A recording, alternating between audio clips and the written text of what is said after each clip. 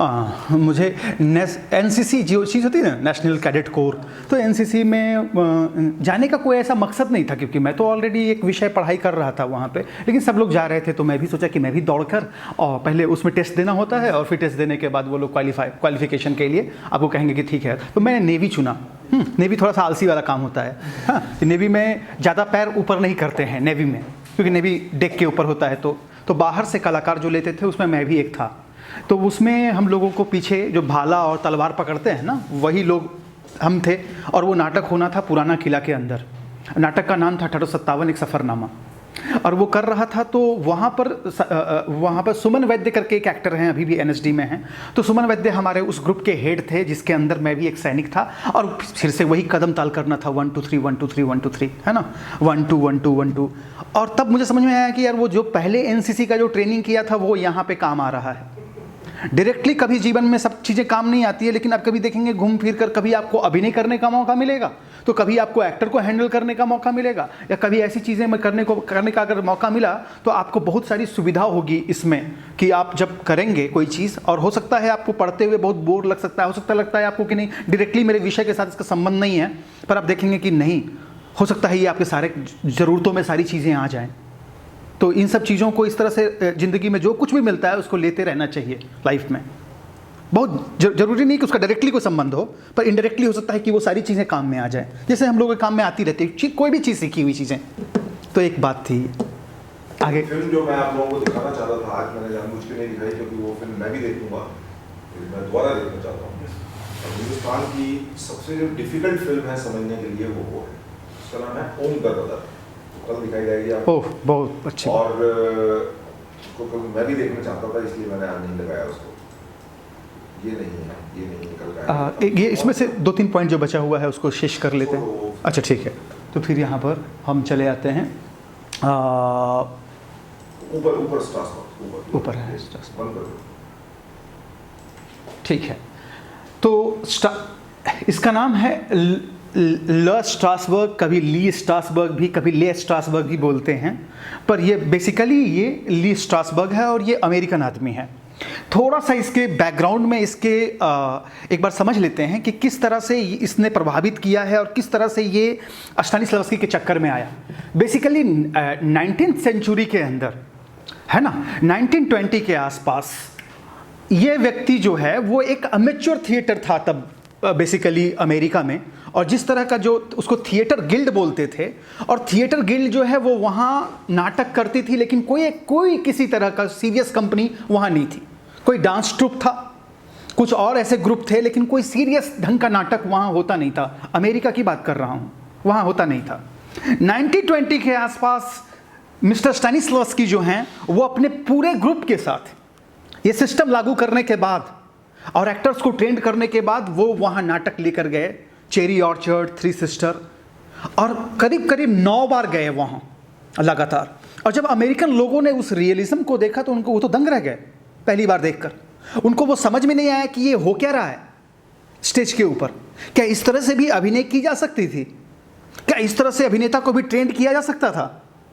और जब इन लोगों ने देखा तो इन लोगों का पूरा माइंड जो है वो अपने आप में खुलकर सामने आया कि ओ, अभिनय फिर कैसे हो रहा है, क्या बातें हैं इसके पीछे। और स्टानिस्लावस्की ने उन लोगों को काफ़ी प्रभावित किया वहाँ, और उसमें जो जिन लोगों को प्रभावित किया उसमें से मेनली जो लोग थे, जो देखने वाले लोग थे जिनके अंदर ये तूफान उठा, उसमें एक स्ट्रासबर्ग थे, एक सैंडफोर्ड माइजनर थे, एक स्टेला एडलर थी। और स्टानिस्लावस्की ने जब वहाँ ये काम किया, उसके बाद जब वो लौट रहे थे तो वहाँ से 2 लोग जो हैं वो उनके ग्रुप से वो लोग रुक गए वहाँ पे। उनमें से एक आदमी था जिनका नाम है रिचर्ड बोलेस्लावस्की, दूसरा का नाम है मेरिया ओस्पेंस्काया। ये दोनों वहाँ रुक गई, और रुकने के बाद वो लोग थिएटर में ट्रेंड करना शुरू किए इस तरह के अभिनय पद्धति में जो कि स्टानिस्लावस्की सिस्टम है। स्ट्रासबर्ग जो है वो उसको एक्टिंग में काफ़ी इंटरेस्ट आया और वो जाकर रिचर्ड बोलेस्लावस्की के अंडर ट्रेंड होना शुरू हो गया। ट्रेंड होने के बाद इनकी रिचर्ड जो बोलेस्लावस्की है, इनकी किताब है एक्टिंग द फर्स्ट 6 लेसन करके किताब भी है, जिसके भीतर उन्होंने स्टानिस्लावस्की को ही समझाया है। स्टेनिस्लावस्की को ही उन्होंने बहुत विस्तार से अमेरिकन एक्टर को समझाने की कोशिश की, पर प्रॉब्लम ये थी कि जिन अमेरिकन एक्टर्स को वो समझा रहे थे, वो अमेरिकन एक्टर्स जो थे वो समझ नहीं पा रहे थे रशियन रियलिज्म को। क्यों? क्योंकि उनका वो बैकग्राउंड ही नहीं था। अमेरिका का जो रियलिज्म था वो कुछ और था। अमेरिका की जनता जो थी, जो वहां रहने आई थी, अगर आप लोग ने स्कारफेस देखी है फिल्म, अगर आपने स्कारफेस देखी हो तो आपको समझ में आएगा कि किस तरह के लोग वहां रहने आए थे। अभी भी अमेरिका की जो आधी आबादी है उसमें कुछ एक जो है वो मैक्सिकन लोग हैं, कुछ एक ब्लैक लोग जो वहां के जो मूल निवासी है वो मेनली रेड इंडियंस थे, जिनको उन्होंने बहुत ही सीमित कर दिया। इतना सीमित कर दिया है कि ना वो कभी वहां के राष्ट्रपति हो सकते हैं, ना वहां कभी के प्रधानमंत्री हो सकते हैं। बेसिकली ये वाइट लोग जो थे, जब वहाँ बेसिकली वाइट लोग, पहले अमेरिका के बैकग्राउंड को थोड़ा समझ लीजिए कि अमेरिकन लोग जो हैं वहाँ के मूल निवासी है नहीं, जिनको आप देखते हैं, जैसे अभी पहले के प्राइम मिनिस्टर, अभी के जो बाइडेन, ये जो भी देखते हैं ये लोग वहाँ के हैं नहीं। बेसिकली कुछ जो कैदी लोग थे उनको उस द्वीप पर ले जाकर बसाया गया था ताकि वो कोई और गलत काम ना करें, और वही वहाँ के मूल निवासी को अलग कर दिए, उनसे प्लांटेशन करवाने लगे। और जो कि आप देखेंगे लास्ट वाली फिल्म में दिखाया भी, 100 years of slave, क्या नाम है उसका, 12 year of slave, क्या नाम है, 20 year of slave, 12 year of slave, 12 year of slave है ना। उसके अंदर आप देखेंगे उस फिल्म का बैकग्राउंड ही वही है कि किस तरह से उन्होंने रेडिएंट। तो मेरा कहने का मतलब है कि उनकी जो व्यथा कथा थी और उनका जो जीवन था, जो लोग थिएटर कर रहे थे, वो रशियन रियलिज्म को समझने में उनको वो शोषण और शोषित और कार्ल मार्क्स की थ्योरी और सर्वाइवल ऑफ द फिटेस्ट उनको समझ में नहीं आ रहा था। इसलिए जो सिस्टम है वो पूरी तरह से वर्क नहीं कर रहा था, वहाँ के एक्टर्स उसको ले नहीं पा रहे थे। इसलिए अभी तक अमेरिकन सिस्टम में जब भी स्टेनिस्लावस्की सिस्टम पढ़ाया जाता है, रशिया से टीचर बुलाया जाता है, रशिया से टीचर बुलाया जाता है ताकि वो उस रियलिज्म को समझा पाए। अभी भी वहां के टीचर्स नहीं समझाते हैं। इसीलिए अब बाद में आप देखेंगे कि अमेरिका में थिएटर डेवलप नहीं किया। स्टेनिस्लावस्की के सिस्टम को देखकर थिएटर डेवलप नहीं हुआ, फिल्म डेवलप हो गया। जितने भी संस्थान बने, चाहे ली स्ट्रासबर्ग का अपना एक्टर स्टूडियो हो, या मान लीजिए ग्रुप थिएटर हो, या मान लीजिए सैनफोर्ड मैग्नर का जो स्कूल है वो हो, इन तीनों स्कूल के भीतर जो है वो थिएटर नहीं पनपा, एक्टर ट्रेनिंग पनपा। इसीलिए बहुत सारे एक्टर्स जो भी ट्रेंड हुए सभी फिल्मों में आ गए, और मेथड एक्टिंग जो है वो फिल्म की एक्टिंग बन गई, सिनेमा की एक्टिंग बन गई। मेथड एक्टिंग बेसिकली जो था सिस्टम वो थिएटर से उत्पन्न हुआ था, थिएटर के एक्टर्स को ट्रेन किया जाता था। पर जिस तरह से वहाँ का कल्चर था उससे वो सिनेमा की तरफ ज़्यादा चला गया और एक्टर्स यहाँ से, इसीलिए मेथड एक्टिंग सबसे ज़्यादा फेमस हुआ, अभी तक फेमस है। अभी तक जो हम सोचते हैं serious kind of acting, characterization, ये सब कुछ जो है वो बेसिकली यही वो मेथड एक्टिंग से ही आया। और वो मेथड एक्टिंग जो है किस तरह से चेंज हुआ इसको देखिए।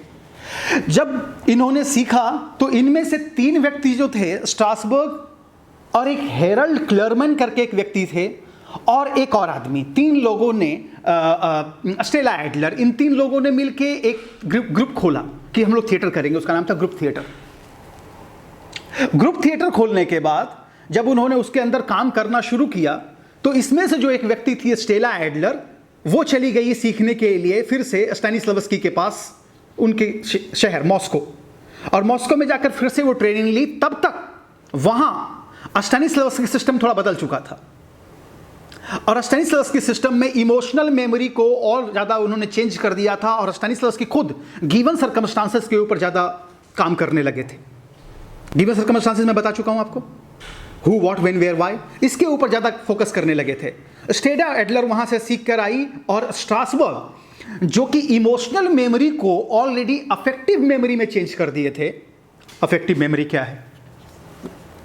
अफेक्टिव मेमोरी उसे कहते हैं, वो मेमोरी, 2 तरह की मेमोरी जो है वो आपको स्ट्रासबर्ग एक्टिंग थ्योरी के अंदर देखने को मिलेगी। वो है sense memory. Can we come to the PPT and then we talk? Yeah, sure. So, scholars generally recognize 3 branches of method acting after the 3 teachers that are mainly recognized as having developed a certain standard in the type of acting. जो तीन teachers थे, वो those approaches are Strasberg emphasis on the psychological, Adler's on the sociological, and Meitner's on the behavior. कल मैं here और now के बारे में बात कर रहा हूं, माइजनर्स जो है वो बाद में बताऊंगा।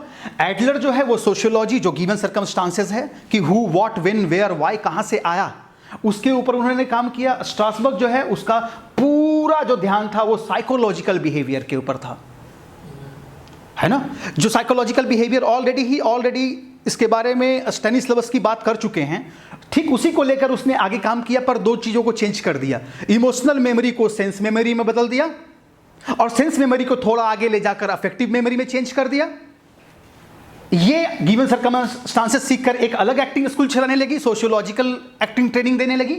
और माइजनर्स जो है वो ऑलरेडी बिहेवियर के ऊपर काम करने लगा। ये तीन इंपॉर्टेंट शिष्य जो है ये तीनों स्टैनिस्लावस्की से निकले हैं, जो कि रिचर्ड बोलेस्लावस्की के अंदर ट्रेंड हुए, जो उन्हीं का शिष्य था। सो ली स्ट्रासबर्ग जो उसका जो अप्रोच था वो था मेथड एक्टिंग, जो कि मेनली जो है वो स्टैनिस्लावस्की का जो प्रिंसिपल है रिलैक्सेशन, कंसंट्रेशन और अफेक्टिव मेमोरी, इन तीनों पर बेस्ड है। पहला मैंने कल बताया था कि कभी भी मेथड एक्टिंग करने के लिए आदमी को रिलैक्स होना बहुत जरूरी है।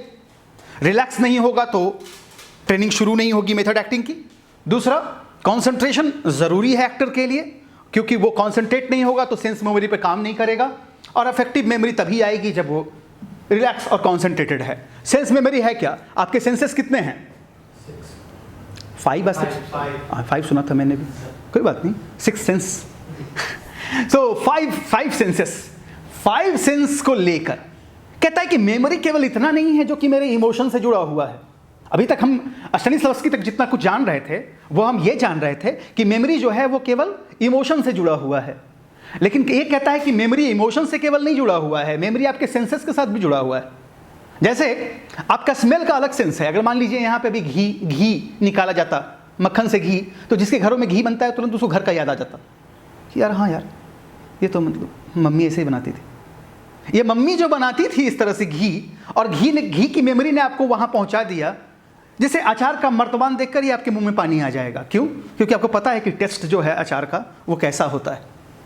ये आपके सेंसेस से जुड़ा हुआ है। जैसे कई बार ऐसा होता है किसी का बैड टेस्ट, बैड टच आपको पता चल जाता है, खास करके लड़कियों को पता चल जाता है, लड़कों को भी पता चलता है कि यार ये आदमी पता नहीं क्यों ऐसा, मुझे अच्छा नहीं लग रहा है। ये अच्छा नहीं लगना ये टच से हुआ ना। टच की अपनी एक मेमोरी है, स्मेल की अपनी एक मेमोरी है, टेस्ट की अपनी एक मेमोरी है, सुनने की अपनी एक मेमोरी है। कई चीजें कई बार सुन के, जैसे अभी एक घंटा यहां पे बजे, चाहे मंदिर हो ना हो, घंटा जैसे बजेगा आप मंदिर पहुंच जाएंगे। हाँ मंदिर, जय माता दी। ये मंदिर जो आप पहुंचे, ये मंदिर पहुंचने का काम किससे हुआ? सुनने से हुआ, सेंसेस के ऊपर काम। और यही सेंसेस जो है वो सेंस मेमोरी जो है वो बाद में अफेक्टिव मेमोरी कैसे बनी इसके बारे में बात करूंगा। सो ली स्ट्रासबर्ग का अप्रोच जो है वो मेथड एक्टिंग के ऊपर, वो मेनली जो फोकस है वो स्टैनिस्लावस्की प्रिंसिपल्स जो है रिलैक्सेशन, कंसंट्रेशन, अफेक्टिव मेमोरी उसके बारे में है ना। तो जो मेनली स्ट्रासबर्ग जो है वो उसने एक्टर के इंटरनल स्किल के ऊपर काम करना शुरू किया। What is internal skill? मेरा हाथ उठाना, मेरा चलना, मेरा कपड़ा पहनना, ये सब मेरा एक्सटर्नल स्किल है ना। लेकिन इंटरनल क्या है हमारा? इंटरनल जिसको कहेंगे वो हमारी क्या है? आत्मा, हमारा सोल, हमारा माइंड, वो कैसे बिहेव करता है, वो सर्कमस्टांसेस के भीतर कैसे बिहेव करता है, उसके ऊपर मेनली जो काम है वो स्ट्रासबर्ग साहब का रहा। Okay, so actor has to work extensively on his internal skill using those principle. According to Strasberg, any blockage of expression or emotion the actor may experience will eventually be removed. This can only be achieved through continuous work and perfection of relaxation techniques. Concentration, another major focus of Strasberg, relies mainly on exercise in sense memory. तो Strasbourg जो है वो उसका कहना था कि generally क्या होता है कि इमोशन का ब्लॉकेज बन जाता है एक्टर के भीतर। कई लोग जो होते हैं वो हंस पाते हैं, हंसने वाला आदमी रो नहीं पाता है, रोने वाला आदमी कुछ और नहीं कर पाता है।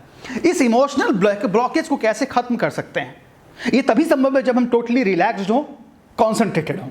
दूसरी बात है कि इस टेक्निक को यूज करने के लिए आपका कॉन्सेंट्रेशन के साथ साथ आपको सेंस मेमोरी का इस्तेमाल करना, अपने सेंसेस को रिफाइन करना बहुत जरूरी है। तब जाकर आप स्ट्रासबर्ग के मेथड पे काम कर पाएंगे। इसलिए स्ट्रासबर्ग का शुरुआत से लेके 1-1.5 साल का जो कोर्स है वो केवल सेंस मेमोरी पे है। पहले 6 महीने तो केवल रिलैक्सेशन करवाते हैं, वो केवल रिलैक्सेशन की कैसे रिलैक्स होना है बॉडी को, ताकि आपकी बॉडी जो है वो एक अपरेटस के रूप में काम करे और एक अपरेटस जो है वो रिलैक्स्ड हो। आप कुछ सेंस कर रहे हैं क्या? ओके, कि किस तरह से सेंस जो है वो हम उसको रिफाइन कर सकते हैं। तो इसमें क्या होता है, एक्टर जो अफेक्टिव मेमोरी जो होता है, अफेक्टिव मेमोरी में क्या होता है, एक्टर जो है वो अपने इंपॉर्टेंट इवेंट्स ऑफ लाइफ को रिकॉल करता है। अब देखिए, इसीलिए मेथड को सबसे खतरनाक टेक्निक बताया गया है, और मेथड एक जगह पर फेल भी हो जाती है कि जैसे देखेंगे कि हेथ लेजर जैसे महान एक्टर्स का जान चली गई, वो जान चला गया, क्योंकि ये सब कुछ जो जुड़ा हुआ है वो इंटरनली एक्टर को कहीं ना कहीं उसको इंटरनल जाना पड़ता है। इंटरनली वो चला तो क्या, कभी कभी लौट भी नहीं पाता है। जैसे आप देखेंगे कि लिंकन की तैयारी करने के लिए 3 महीना लिंकन बनकर रह रहा है, कौन?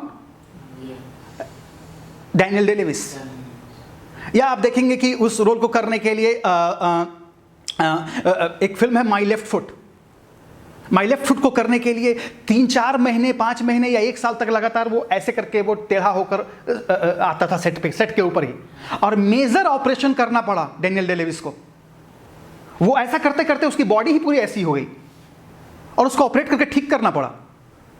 तो मेथड के अपने खतरे हैं, क्योंकि आप एक्टर के इंटरनल के साथ खेल रहे हैं ना। एक्टर अपनी ही मेमोरी में पीछे जा रहा है, उससे एसोसिएट कर रहा है, उस तरह की बॉडी अपनाने की कोशिश कर रहा है, और 3 महीने 4 महीने तक उसी तरह से जी रहा है। स्टानिस्लावस्की ने ऐसा कुछ नहीं कहा था। स्टानिस्लावस्की और इंडियन मेथड ऑफ एक्टिंग में आप एक्टिंग कीजिए, अगला दिन अपना बैग पकड़िए, उठाकर जाइए घर। मेथड एक्टिंग में एक्टर जो है वो अपने आप को कष्ट दे रहा है, सेल्फ को क्वेश्चन कर रहा है, सेल्फ को पीड़ा पहुंचा रहा है, सेल्फ को तंग कर रहा है कि तुम आओ। इस कारण से मेथड एक्टिंग एक जगह पे, इसी बात से स्टेला एडलर काफी खफा थी स्ट्रासबर्ग से कि नहीं, ये सही नहीं है, आप एक्टर्स को तंग कर रहे हैं, एक्टर्स को रिस्क ले रहे हैं आप उसके इनर से, आप उसके इनर के साथ, वो पागल भी हो सकता है ऐसा करते करते, हो सकता है वो रोल से बाहर ना आए, तब हम क्या करेंगे? स्टानिस्लावस्की तो ऐसा नहीं बताया है, पर ये कहते थे, इनका कहना था कि नहीं मैं जानता हूं, एक ऐसा शब्द है स्ट्रासबर्ग का कि नहीं, I know, he doesn't know, I know, वो नहीं जानते हैं, मैं जानता हूं। स्ट्रासबर्ग ने ऐसा कहा है। तो ये जो, तो रिमेंबर द सेंसुअल फैक्ट्स, ये क्या करता है, अब उसकी लाइफ में जाकर एक्टर अपने ही लाइफ के अंदर जाकर उन चीजों को जो सेंस से जुड़ी हुई सेंसुअल चीजें हैं, जैसे टच, टेस्ट, साइट, स्मेल, इन सब चीजों को वो रिकॉल करने की कोशिश करता है। The ability to recall senses stimulates the body rather than the mind. केवल दिमाग का गेम नहीं है ये, बॉडी को स्टिमुलेट करता है। वो बॉडी प्रोड्यूस कर रहा है कि खट्टा लग रहा है तो मुझे मुंह में मेरे पानी आ रहा है, and giving the actor greater visceral awareness and experience. एक गजब तरह का अवेयरनेस और एक्सपीरियंस एक्टर को हासिल हो रहा है, जो कैमरे के ऊपर बिल्कुल अच्छा लग रहा है। इसीलिए ये जो एक्टिंग थ्योरी है वो कैमरे के ऊपर सबसे ज़्यादा प्रसिद्ध हुई, सबसे ज़्यादा प्रसिद्धि पाए एक्टर्स। जैसे खुद ली स्ट्रासबर्ग ने एक्टिंग किया है, अगर आप लोगों ने देखी होगी द गॉडफादर, उसमें इन्होंने भी एक्टिंग की है, गुरु ने भी एक्टिंग किया, चेले ने भी एक्टिंग किया है। उसमें जो रॉबर्ट डे नीरो है, उसमें आपका अल पचिनो है और मार्लिन ब्रांडो और अल पचिनो एक स्कूल के, और रॉबर्ट डे नीरो जो है वो स्टेला एडलर वाली स्कूल से है ना। सो दोनों एक्टर को आप देख सकते हैं, इसलिए बहुत ही एक्टिंग में एक बहुत बड़ा डिफरेंस देखने को मिलेगा कि जब मार्लिन ब्रांडो, आपने देखी है तीनों पार्ट आप लोगों ने, तो जब जिस तरह से देखेंगे कि आप मार्लिन ब्रांडो जिस तरह से एक्टिंग कर रहा है, वो नकल भी करता है, वो कॉपी कर देता है मार्लिन ब्रांडो का। Robert De Niro Marlon Brando को कॉपी भी कर देता है, आवाज तक कॉपी कर देता है। वो एक अलग स्कूल का एक्टर है, पर they all are method actor. वो सभी जो हैं एक सर्टेन काइंड ऑफ मेथड्स को फॉलो कर रहे हैं, इसीलिए उनको मेथड एक्टर कहा जाता है। आगे, sense memory exercises emphasize the recall of past experiences. Sense memory की एक्सरसाइज जितनी भी है वो आपके अतीत के एक्सपीरियंसेस को रिकॉल करने को है। इसीलिए कह रहा हूं कि यहां पर खतरा है एक्टर्स के लिए, फंस सकता है वो इमोशनल मेमोरी में। तो ये वो जाकर अपने पास्ट एक्सपीरियंस को और इवन एवरीडे एक्टिविटीज को वो रिकॉल करने की कोशिश कर रहा है, और अपने सेंसेस को बार बार रिकॉल करके उसको लाने की, ताकि एकदम बिल्कुल ही लाइव लगे, कैरेक्टर जीवित लगे। तो अपने को क्वेश्चन कर रहा है। And however, instead of simply imitating those actors, the actor has to find the psychology का। एक्टर को केवल इमिटेट नहीं करना है, मतलब केवल मैं आपका नकल करने से मैं एक्टर नहीं हो जाऊंगा, मैं उस कैरेक्टर का केवल नकल करके नहीं हो जाऊंगा, मुझे अपने भीतर से उस कैरेक्टर के अंदर जान डालनी है। मैं अपने इमोशन को उसके भीतर लागू करूंगा।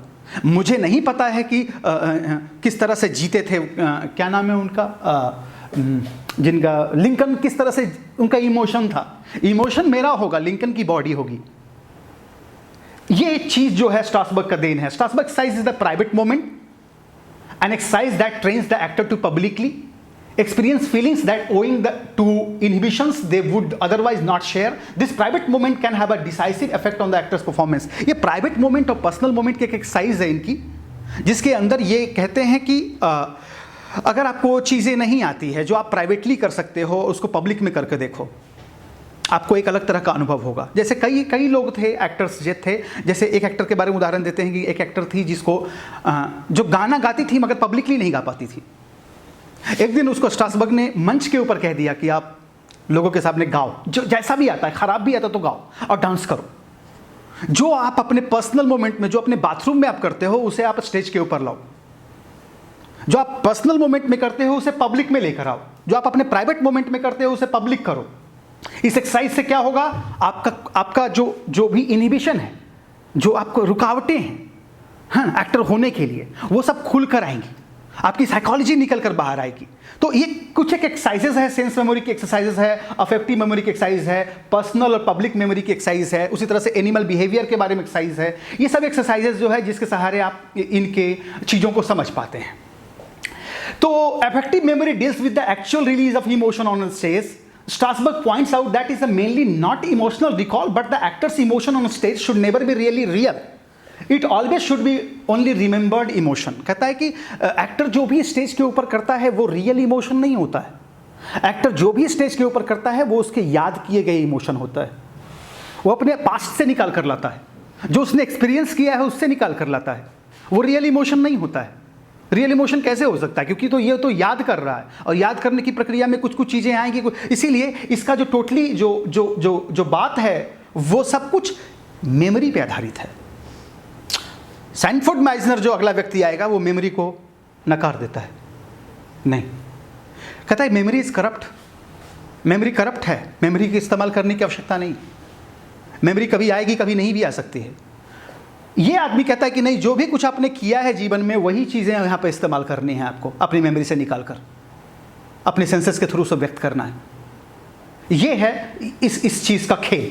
सो अफेक्टिव मेमोरी कहता है this is to give the actor more control over the situation, since actually emotion can be very impulsive and unreliable and might lead to unintended consequences. पहली बार किसी चीज़ को याद कर रहे हैं तो हो सकता है किसी मेमोरी को करते हुए, किसी चीज़ को करते हुए हो सकता है आप फंस जाएं, आपको अधिक रोना आ जाए। जैसे आप बता रहे थे ना कि अचानक से मैं सर स्टेज पे एक्टिंग कर रहा था और मुझे रोना आ गया, अब मैं रोता ही रहा। तो यही कहता है कि अगर आप किसी दिन अगर ऐसा हुआ तो आप रोते ही रह गए और उसके बाद हंसना था उस सीन में, अगले डायलॉग पे आप हंसे नहीं। तो हो सकता है कि इन चीज़ों के अंदर आप इस सीक्वेंसेस में जो कि अनइंटेंडेड है, जो कि इसके बारे में आप इंटेंड नहीं कर रहे हैं कि वो आए, लेकिन वो आ सकता है। The remembered emotions are past emotion, जो भी याद किया गया इमोशन है वो आपके अतीत में है। So therefore affective memory preparation remembers a specific past experiences in a manner that actually evokes the emotion of the given situation. The emotional reaction may have change but this is a buildup of many. So कहता है कि कई सारे जो emotions हैं वो affective memory के सहारे। अफेक्टिव मेमोरी क्या है, कहता है अफेक्टिव क्या क्या जीवन में इफेक्ट करता है आपको। जब कोई घटना घटती है, जब कोई एक्सीडेंट होता है मान लीजिए आपके जीवन में, तो सूर्य की रोशनी कितनी थी, जब कोई घटना घटी थी उस समय बादल का रंग कैसा था, जिस समय घटना घटी थी उस समय क्या कोई और चीज़ें भी वहाँ पर थी, कोई और साउंड था। जब ये घटना घटी थी, जब ये एक्सीडेंट हुआ था आपके साथ, क्या वहाँ कोई व्यक्ति मौजूद था, वो दिन था या रात था। कहता है इन चीज़ों को अगर तुम याद करोगे जिसने तुम्हारी मेमोरी को इफेक्ट किया है तो तुम्हारी मेमोरी अपने आप चली आएगी। ये इफेक्टिव मेमोरी है। सेंस मेमोरी, अभी तक मैं बात कर रहा था, सेंस मेमोरी वो मेमोरी है जो आपके सेंसेस के साथ जुड़ी हुई हैं। अफेक्टिव मेमोरी वो मेमोरी है जिसने आपको अफेक्ट करके आपकी मेमोरी को पैदा किया है। कि जैसे मान लीजिए कोई एक्सीडेंट हुआ, वो जिस दिन एक्सीडेंट हुआ आपके साथ, वो केवल मात्र एक्सीडेंट नहीं हुआ है, वो जिस दिन एक्सीडेंट हुआ है उस दिन और भी चीज़ें घटी है आसपास में। वो क्या चीज़ें घटी हैं कि शायद उस समय बहुत ज़्यादा गाड़ियों का शोर भी था, शायद दिन था और तीखी धूप पड़ रही थी मुझ पे, वहाँ पर डिओड्रेंट की खुशबू भी थी जिस समय मेरा कत्ल हुआ। कहता है कि पहले इन चीज़ों को याद करो। इसलिए जब इसकी एक्सरसाइज करते हैं आप अफेक्टिव मेमोरी की, तो आप देखते हैं कि अफेक्टिव मेमोरी की एक्सरसाइज करते हुए मेथड एक्टिंग में सबसे पहले आपको रिलैक्सेशन करवाया जाता है, फिर आपको याद करवाया जाता है कि याद करो कि वो कमरे का रंग कैसा था, याद करो कि वहाँ धूप कैसी पड़ रही थी, याद करो कि उसका गंध कैसा था, याद करो क्या वहीं पर कोई साउंड था, और तब आता है मेन इंसिडेंट पर। ये मैं थोड़ा सा ऐड करना चाहूँगा यहाँ पर। जी। मैंने पहली बार एक आदमी का नाम सुना थिएटर में, जिनका नाम है Waman Kendre. Personally as a person I do not like him, neither he likes me, Yes. for the reasons known to both of us. But I saw his one of the play called जाने मन। उस play के देखने के बाद पहली बार मुझे पता लगा कि वामन केंद्रे कौन है, ठीक है। और उस प्ले देखने के बाद मैं इतना अफेक्टेड हुआ कि जब भी मैं यूनिट्स को देखता था मुझे वो प्ले याद आया। इतना पावरफुल प्रोडक्शन था वो कि उसको देखने के बाद मैं भी देखा हूँ। मैं जब भी किसी यूनिट को रेड लाइट पे उधर देखता था मुझे वो प्ले याद आता था। उससे पहले कभी ऐसा नहीं हुआ। तो ये जो अफेक्ट हुआ मेरे ऊपर, वो कहीं ना कहीं अगर मैं उस प्ले को दोबारा देखूं, अगर मुझे परफॉर्म करना है, यूनिट्स को लेके कोई एक्ट करना है, कुछ करना है, तो हो सकता है वो प्ले मेरे लिए हेल्प करे, क्योंकि उसका इतना पावरफुल इम्पैक्ट रहा मेरे ऊपर। तो ये जो अफेक्टिव मेमोरी की वो जो बात कर रहे हैं वो यही है कि क्या किसी चीज ने आपको असर किया। हाँ, बिल्कुल सही बात है। जैसे कि मान लीजिए आप कभी कभी कई जगहों पर जाते हैं तो आपको अचानक से ऐसा महसूस होता है कि यार मैंने पहले कभी आया हूँ यहाँ। हाँ, ये पहले आना जो होता है ये एक डेजावू जिसको बोलते हैं, ये डेजावू जो है वो बेसिकली अफेक्टिव मेमोरी का खेल है, अफेक्टिव मेमोरी का गेम है ये डेजावू होना। जैसे इसी तरह का कमरा, और अगर आज से 20 साल के बाद भी आपको इसी तरह का कमरा अगर कभी मिले तो आपको याद आ जाएगा कि यार क्राफ्ट फिल्म स्कूल ऐसा ही था, ऐसे ही मेरे ऊपर लाइट पड़ती थी, ऐसे ही लोग बैठे होते थे, या शायद 3 कुर्सियां भी लगी हों तो भी आपको याद आ जाएगा यार मैं ऐसे ही बैठा करता था क्राफ्ट फिल्म स्कूल में। ये जो देन है आपका, ये अफेक्टिव मेमोरी है आपका बेसिकली। और मैं तो सोचिए कि जब तक स्टानिस्लॉवस्की बात कर रहे थे तो केवल इमोशनल मेमोरी के बारे में बात कर रहे थे कि जो इमोशनली आपको तंग करता है वही इमोशनल मेमोरी है। लेकिन स्ट्रासबर्ग जब आया तो उसने बहुत मेमोरी जोड़ दिया एक्टिंग के भीतर। और ये पहली बार हो रहा था कि सेंस मेमोरी के बारे में कोई बात कर रहा था एक्टिंग में, जबकि इंडियन मेथड ऑफ एक्टिंग में ऑलरेडी हम सेंसेस के बारे में बात कर चुके हैं। इंडियन मेथड, स्पिरिचुअल मेथड के अंदर ऑलरेडी हम सेंसेस के बारे में बात करते हैं। ऑलरेडी यहाँ पर प्रैक्टिस चल ही रहा था कि जो भी साधु है, महात्मा है, वो सभी सेंसेस के बारे में प्रैक्टिस करते हैं। आप जब भी ध्यान करते हैं, ये करते हैं, आपके सेंसेस बढ़ जाते हैं। यहाँ बैठे बैठे साधु बोल देता है कि अमेरिका में क्या हो रहा है ना, आदमी का हाथ देख के बता देता है कि हाँ तुम डायरेक्टर बनोगे कि नहीं बनोगे। इसका मतलब है कि they already know senses. First time in America the western people, one of the western people बोल रहे हैं। मैं एक छोटी सी उदाहरण देना चाहूँगा। जी श्योर। मेरे रूम से कुछ पैसे चोरी हुए, तो मुझे किसी ने बताया कि भाई एक आदमी है उनको अगर मिलने नहीं जाएंगे तो हमें पता लग जाएगा किसने चोरी। तो वहाँ पर बहुत लंबी लाइन थी, तो मध्य प्रदेश के अंदर कहीं हम लोग गए थे, और कुछ 3 घंटा वेट करके कुछ कूपन भी कटवाना पड़ता है, डोनेशन देनी पड़ती है, क्वेश्चन का आंसर ऐसे नहीं मिलता है, 500 रुपये डोनेशन देनी पड़ती है कम से कम, और उसके बाद हम वेट करते हैं। तो वो आदमी आपके आने से पहले आपको वहां खड़े हुए, आपका नंबर आया, आपको देखा, उसने लिख दिया आप क्या पूछने आए हैं, आप क्या पूछने आए हैं, उसने कागज पे लिख दिया। तो उसको कैसे पता लगा मेरे को देख के कि कागज पे लिख दिया उसने? तो टीवी में कोई घटना रिकॉर्ड होती है तो मैं उसको रिवाइंड करके देख सकता हूँ। टेलीविजन जो है फ्यूचर में क्या होने वाला है उसको रिकॉर्ड नहीं कर सकता। टेलीविजन पास्ट में जो हुआ है उसको रिकॉर्ड करके आप रिवाइंड करके देख सकते हैं। तो उसने मेरी शक्ल को देखकर उसके पास कुछ ऐसी सेंसेस हैं कि पता लग गया कि मैं किस लिए आया हूं। उसमें लिखा हुआ था कि अलमारी से चोरी गया धन, हालांकि उसने नाम नहीं बताया कि किन लोगों ने था, क्योंकि जो आदमी इतना देख सकता था वो ये भी देख सकता कि चोरी किसने किया, बट उसने एक हिंट दे दी कि उसमें एक लड़की थी, तो मैं समझ गया कि किन लोगों ने। तो सेंसेस क्या क्या कर सकती है, और देखिए कि क्या मतलब आप अगर अपने सेंसेस को अगर शार्प कर लेंगे, आप बेसिकली अभिनेता अपने जीवन में वही करता है, अपने सेंसेस को शार्प करता रहता है। अगर आप अपने सेंसेस को शार्प कर सकते हैं तो आप बहुत कुछ कर सकते हैं लाइफ में। और ये जो टच स्क्रीन है ये इसका लाइव एग्जांपल है सेंसेस का, कि आप एक चीज को टच करते हो खुल जाता है, आप बटन भी नहीं दबाते, इसीलिए उसका नाम है सेंसर। टच किया खुल गया फोन, और आप ही के फिंगरप्रिंट से टच हुआ तो खुला, वरना इसके फिंगरप्रिंट से टच हुआ तो नहीं। सेंसर है ना। तो आप मर जाएंगे तो आपका फ़ोन कोई नहीं खोल पाएगा। सो सेंस इतना इंपॉर्टेंट चीज़ है। सेंस मेमोरी है क्या? Basically sight, sound, touch, taste और स्मेल, यही 5 जो चीज़ें हैं, ये 5 चीज़ें जो हैं एक्टर इन पे काम करता है। और ये मेथड एक्टिंग के भीतर इन्हीं 5 सेंसेस पे ये लोग एक्सट्रीमली डिपेंडेंट होते हैं। आप देखेंगे कि जैसे जोकर करते समय इन सेंसेस को इन्हांस करने के लिए हेथ लेजर ने दवाएं ली। कई बार आप सुनते हैं कि एक्टर्स जो होता है वो ड्रग करके एक्टिंग करता है, जैसे कि नसीरुद्दीन शाह के बारे में ये लोग कहा जाता है कि वो गांजा पीते हैं या ड्रग करते हैं, जो भी करते हैं, मैंने देखा नहीं आज तक, लेकिन कहा जाता है कि वो करते हैं। कई एक्टर्स हैं जिनको मैंने अपने जीवन में देखा है कि दारू पी के एक्टिंग करते हुए देखा है ना, या पिए हुए भी देखा है जनरली लाइफ में। वो क्यों करते हैं या क्यों उसके ट्रैप में फंस जाते हैं? बेसिकली क्या होता है ना कि इन सेंसेस के ऊपर वो भी डिपेंडेंट है इन सेंसेस के ऊपर एक्टिंग करने में, पर वो उस प्रैक्टिस के भीतर जाना नहीं चाहते हैं, जिनके भीतर हमारी संस्था जो है या हमारा जो कल्चर है वो जिस तरह से जाने को कहता है उससे ईजी है। जाके दुकान में 75 रुपये में खरीदो, डालो, उसके बाद सेंसेस ऑलरेडी हाईलाइट हो जाता है। जैसे आप घर के ऊपर होते हैं, 3-4 दोस्त साथ में होता है, शाम को जब लगाते हैं तो ऑलरेडी फिर मज़ा आ जाता है। क्यों मज़ा आता है? कि बेसिकली सेंसेस आपके शार्प हो जाते हैं, एक्सप्रेस करने की क्षमता बढ़ जाती है, फोन का बटन अपने आप खुल जाता है, जिसको फोन लगाना उसको अपने आप फोन लग जाता है, फिर आप कह भी देते हैं आई लव यू, सुबह फिर उसको कोई मतलब नहीं है। क्यों नहीं मतलब है? ये एक वैज्ञानिक तथ्य है कि बेसिकली पीने वाला पीता ही क्यों रहता है, गांजा पीने वाला व्यक्ति पीता ही क्यों रहता है? क्योंकि उसको पता, उसको ज़्यादा सेंसेस मिलना शुरू हो जाता है। वो टच, स्मेल, साउंड, साइट सब कुछ को ज़्यादा सुनना शुरू कर देता है, क्योंकि दिमाग एकाग्र हो जाता है।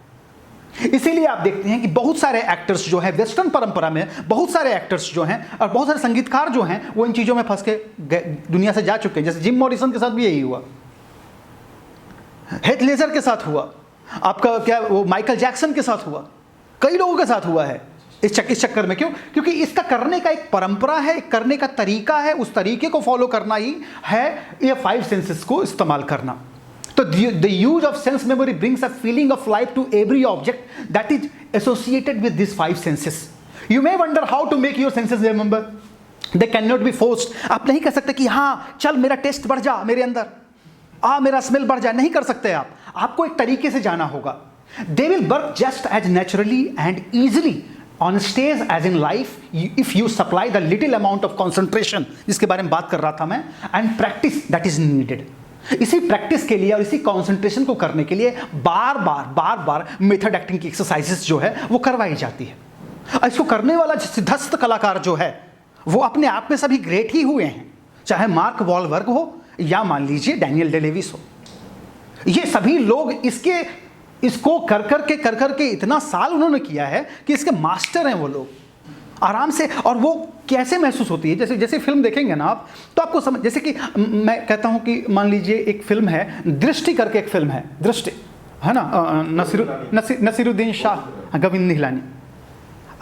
आप समझ जाएंगे कि यार किस तरह का अंधा हो सकता है एक आदमी। उसके पहले सभी अंधे जो है ऊपर ही देखते थे धृतराष्ट्र की तरह, लेकिन पहली बार नसीरुद्दीन शाह ने एक ऐसा अपने सेंसेस का इस्तेमाल करके ऐसी एक्टिंग कर रहे हैं कि आप बिल्कुल ही स्ट्रेट देखेंगे और समझ में आएगा कि यार वो अंधा है, अब बिल्कुल नॉर्मली बात कर रहा है। जैसे कल मैं एक शो देख रहा था, डेयर डेविल करके एक शो है नेटफ्लिक्स के ऊपर, उसका जो एक्टर है वो अंधा है, अंधे का रोल कर रहा है।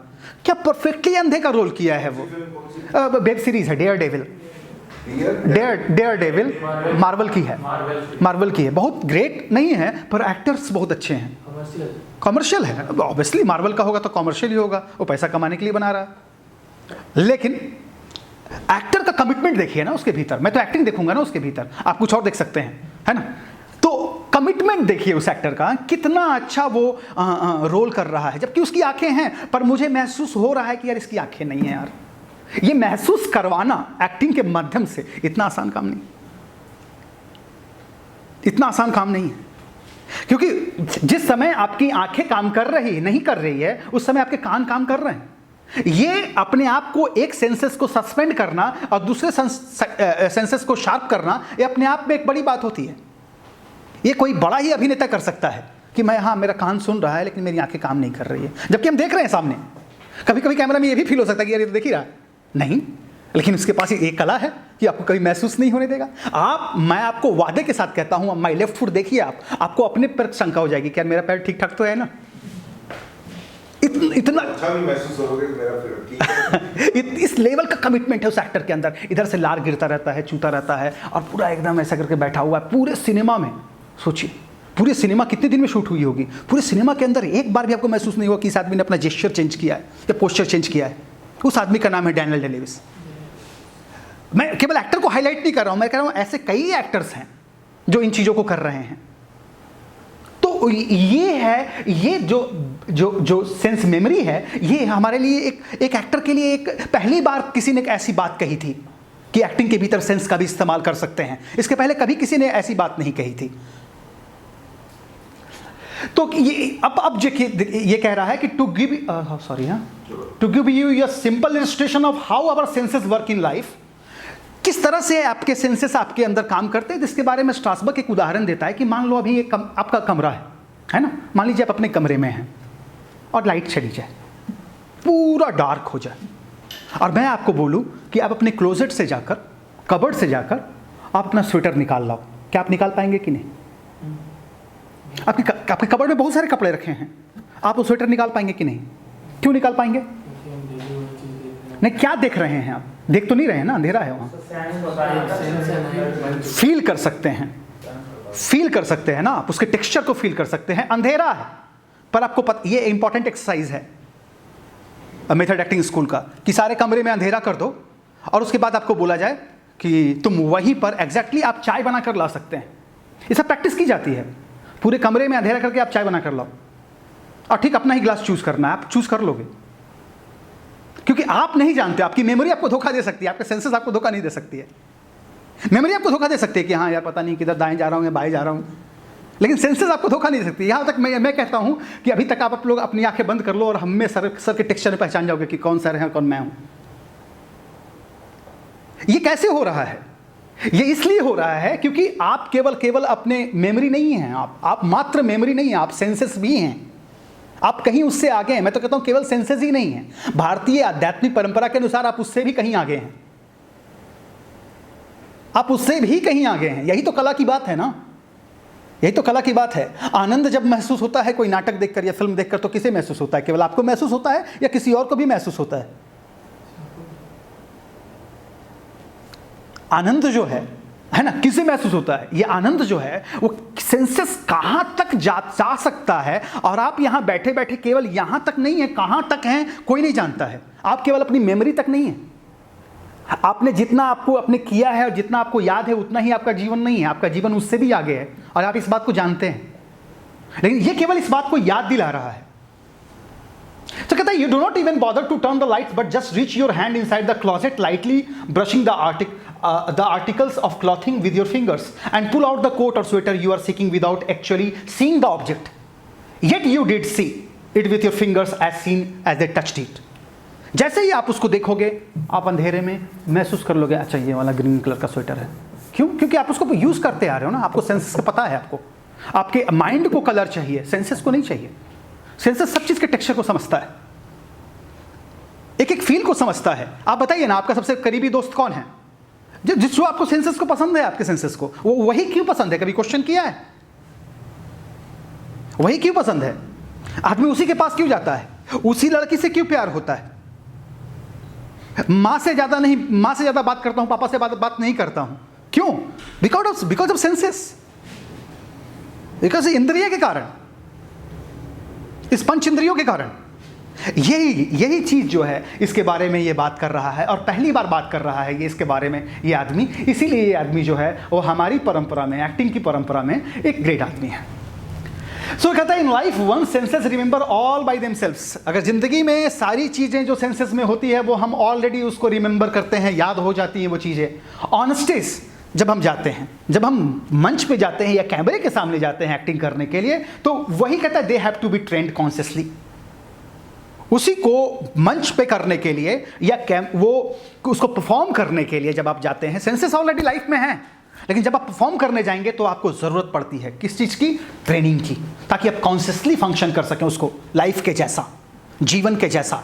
ये पूरा मेथड सिद्धांत ही इसी पर आधारित है कि कैसा हो, लाइक लाइफ, जिंदगी के जैसा हो। जिंदगी में जितना हम महसूस करते हैं कैमरे के सामने भी उतना ही महसूस करें, उसमें थोड़ी भी बनावट नहीं हो।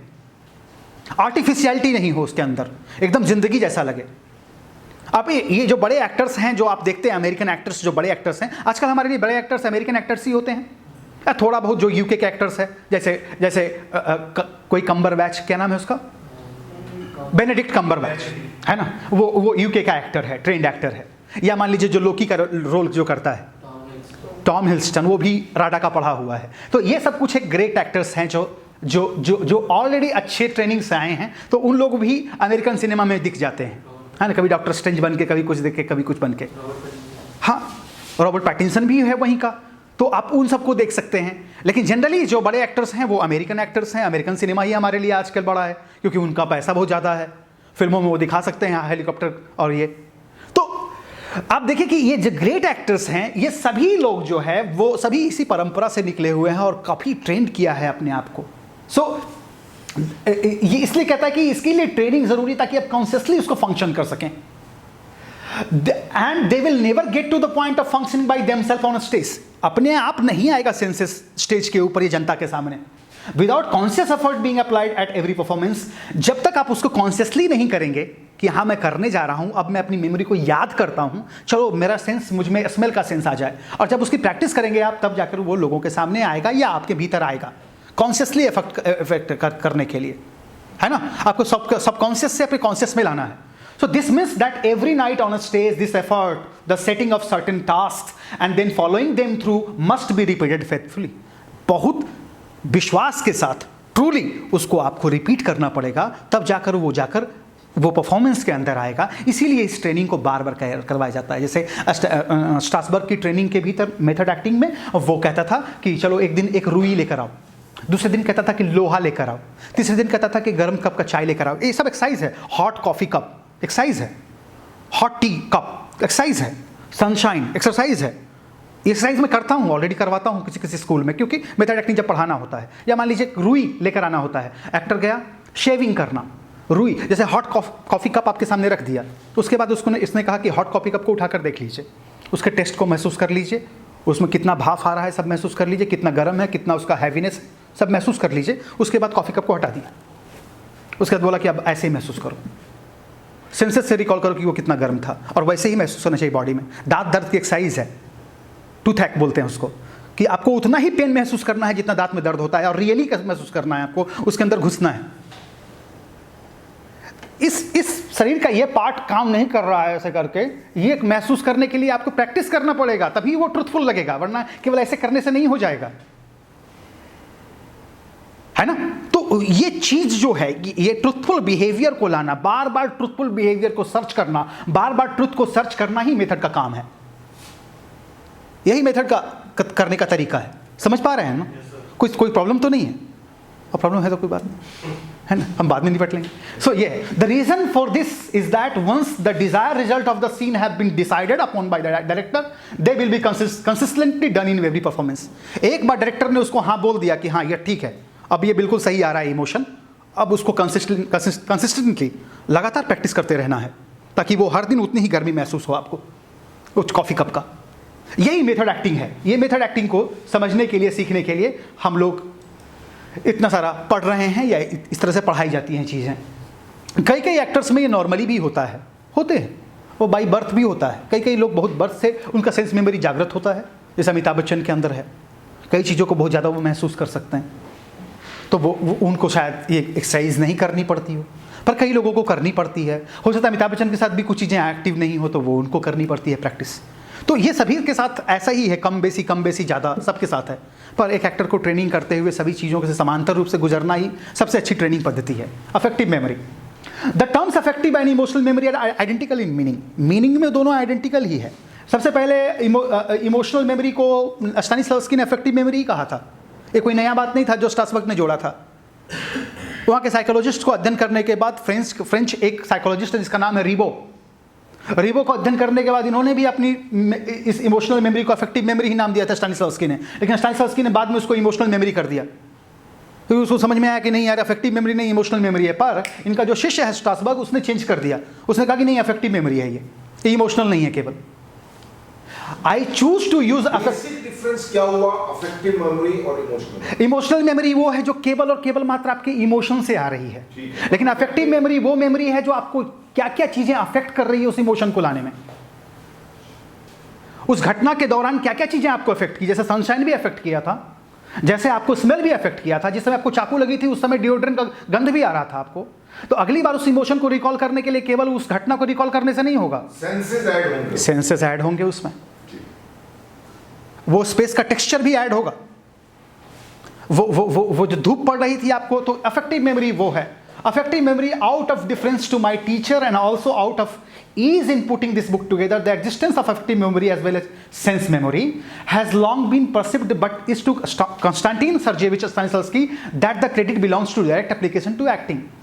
स्टैनिस्लावस्की ने डायरेक्टली इमोशनल मेमोरी के ऊपर काम किया, इसलिए सारा क्रेडिट जो ये आदमी है वो उसी को देता है इमोशनल मेमोरी का। पर अफेक्टिव मेमोरी जो है अपने आप में थोड़ा चेंज किया है। Affective memory is the conscious creation of remembered emotion which have occurred in actors' own past life and then their application to the character being portrayed on stage. I shall explain this process of creating emotion and how it may be applied by several exercises.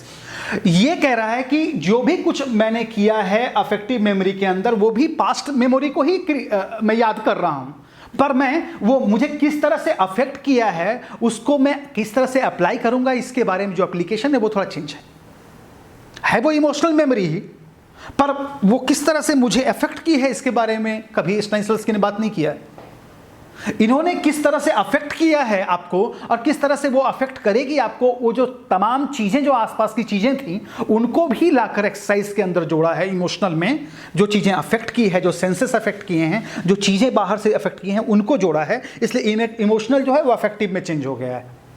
समझ में आ रहा है कि मुझे जब मेरी माँ की मौत हुई तो केवल मेरी माँ की मौत नहीं हुई थी, वहाँ पे केवल लाश नहीं पड़ी हुई थी। मेरी माँ की जब मौत हुई थी तो सामने से खिड़की से एक रोशनी भी चली आ रही थी, मेरे चाचा जी सामने खड़े थे और सामने से अगरबत्ती की खुशबू आ रही थी, माँ के पास अगरबत्ती जल रही थी जब वो लाश पड़ी हुई थी, तो मुझे आकर दीदी ने टच किया।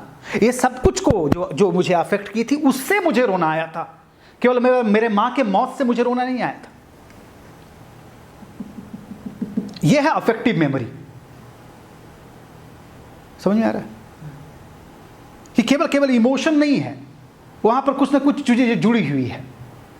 This is not meant to sound discouraging but acting is a profession that must be learn with a consistent study and training. Acting एक ऐसी परंपरा है या एक ऐसा चीज है जिसके लिए आपको वो डिस्करेज नहीं कर रहा है कि आपको क्या करना पड़ेगा, कंसिस्टेंट स्टडी, लगातार अध्ययन करते रहना पड़ेगा, चाहे आप बुजुर्ग क्यों ना हो जाए, और वो ट्रेनिंग लेते रहनी पड़ेगी क्योंकि ये सीखने वाली कला है। Just as any other profession is learn, जिस तरह से सीखी जा सकती है एक्टिंग भी सीखा जा सकता है, उसकी ट्रेनिंग ली जा सकती है। A doctor thinks nothing of devoting 8 to 12 years in study.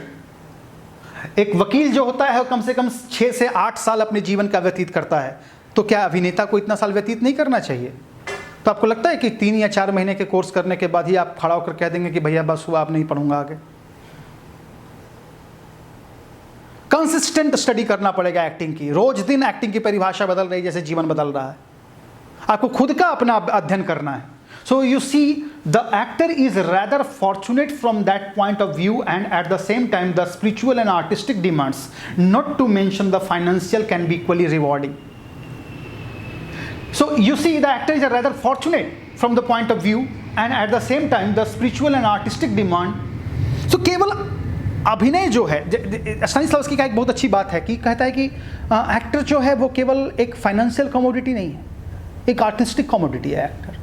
Actor केवल पैसा कमाने के लिए और पैसा खर्च करने के लिए और कपड़ा खरीदने के लिए और सफारी में घूमने के लिए नहीं बना है। एक्टर का काम है आर्टिस्टिक, आर्ट में वो क्या बदलाव ला रहा है, वो उसकी जिम्मेदारी मेरी वो है। वही ये कहता है कि आपका काम है एक स्पिरिचुअल और आर्टिस्टिक डिमांड, एक आध्यात्मिक प्रैक्टिस है आपके लिए जीवन में। इसीलिए मुझे अच्छा लगता है कि मतलब जो एक्टिंग है ना वो एक वे ऑफ लाइफ है। अभिनय अपने आप में एक जीवन जीने का तरीका है। अभिनय अपने आप में कोई ऐसा नहीं है कि अभिनय कर दिया और हो गया, हाँ हम कुछ साल अभिनय किए थे उसके बाद मैं डायरेक्शन में कूद गया, उसके बाद डायरेक्शन में कूदने के बाद मैंने अपनी दुकान खोल ली परचून की। एक्टिंग ऐसा नहीं है। एक्टिंग एक कंसिस्टेंट प्रैक्टिस है। लगातार जीवन में एक जीवन जीने का तरीका ही है, इसको अपना लो आप, जैसे योग करना। थोड़ा सा एक बार और रीडिंग कर ले बाकी की स्लाइड्स का थोड़ा। जी जी बिल्कुल। नेक्स्ट उसमें जो है हम लोग थोड़ा सा ठीक है। जस्टिफिकेशन एक चैप्टर है इसका, जिसके अंदर वो कहता है कि एक स्क्रिप्ट को समझने के लिए आपको उसके भीतर जो मोटिवेशन है वही यहाँ पर जस्टिफिकेशन के नाम से कहा गया है, कि एक एक्टर को एक्टिंग करते हुए जस्टिफाई करना पड़ता है कि वो क्या कर रहा है, उसका एक्शन ट्रू है कि नहीं है। वो जस्टिफिकेशन को लाने के लिए वो जितनी भी चीज़ें लगाता है अपने भीतर से, जैसे सेंस मेमोरी को याद करना, इफेक्टिव मेमोरी को याद करना, वो ये जस्टिफाई करने के लिए हाँ मैं यही कैरेक्टर हूँ, यही जस्टिफिकेशन है। सो कहता है the script and even the director tell me of no action no clue to my behaviour. एक हो सकता है स्क्रिप्ट के भीतर डायरेक्टर जो है वो उसके भीतर से मुझे नहीं बता रहा है वो, but other than that I am to sit in the chair, मुझे कुर्सी पे बैठना है, and true but this is where the actors art comes in and it is then up to him to justify his task of simply sitting in a chair. This justification can be result of his intellect, imagination or awareness so long as there is a reason for it. आपको कुर्सी पे बिठा दिया गया है, actor ने बोला, director ने बोला कुर्सी पे बैठ जाओ, कुर्सी पे बैठने के बाद उसने बिठा दिया है आपको, ये लॉजिक ढूंढना कि मैं कुर्सी के ऊपर क्यों बैठा हुआ हूं और मेरे साथ क्या घटा है, यहीं पर एक्टर का काम करता है, अपना इमेजिनेशन और अवेयरनेस। यहीं पे एक्टर का यही काम है कि मुझे तो बिठा दिया गया है पर मैं किस रीजन से बैठा हूं वहां। ये जस्टिफिकेशन कौन ढूंढता है? स्क्रिप्ट के भीतर से एक्शन कौन निकाल कर लाता है? एक्टर। ये डायरेक्टर का काम नहीं है कि तुम कुर्सी के ऊपर क्यों बैठे हो, चलो वो बोलेगा चलो खड़े हो जाओ एक साथ, हाथ को इस पर रख लो और कोई एक्टर से बात करो, लेकिन आप अपना हाथ इस तरह से क्यों रखे हैं, इसका जस्टिफिकेशन हो सकता है डायरेक्टर आपको ना बताए पर एक्टर ढूंढता है।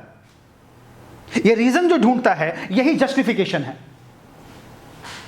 कहता है कि जिंदगी में हम तो चेयर के ऊपर बैठते हैं और आराम से अपनी कुर्सी के ऊपर बैठ के अपना आराम से रेस्ट करते हैं, टेलीविजन देखते हैं, किताबें पढ़ते हैं, खाना खाते हैं, प्लेइंग कार्ड खेलते हैं, लेटर लिखते हैं, और बहुत सारे हजारों रीजन हो सकते हैं। लेकिन ये रीजन जो है वो reason comes the truthful natural behaviour which we express in life.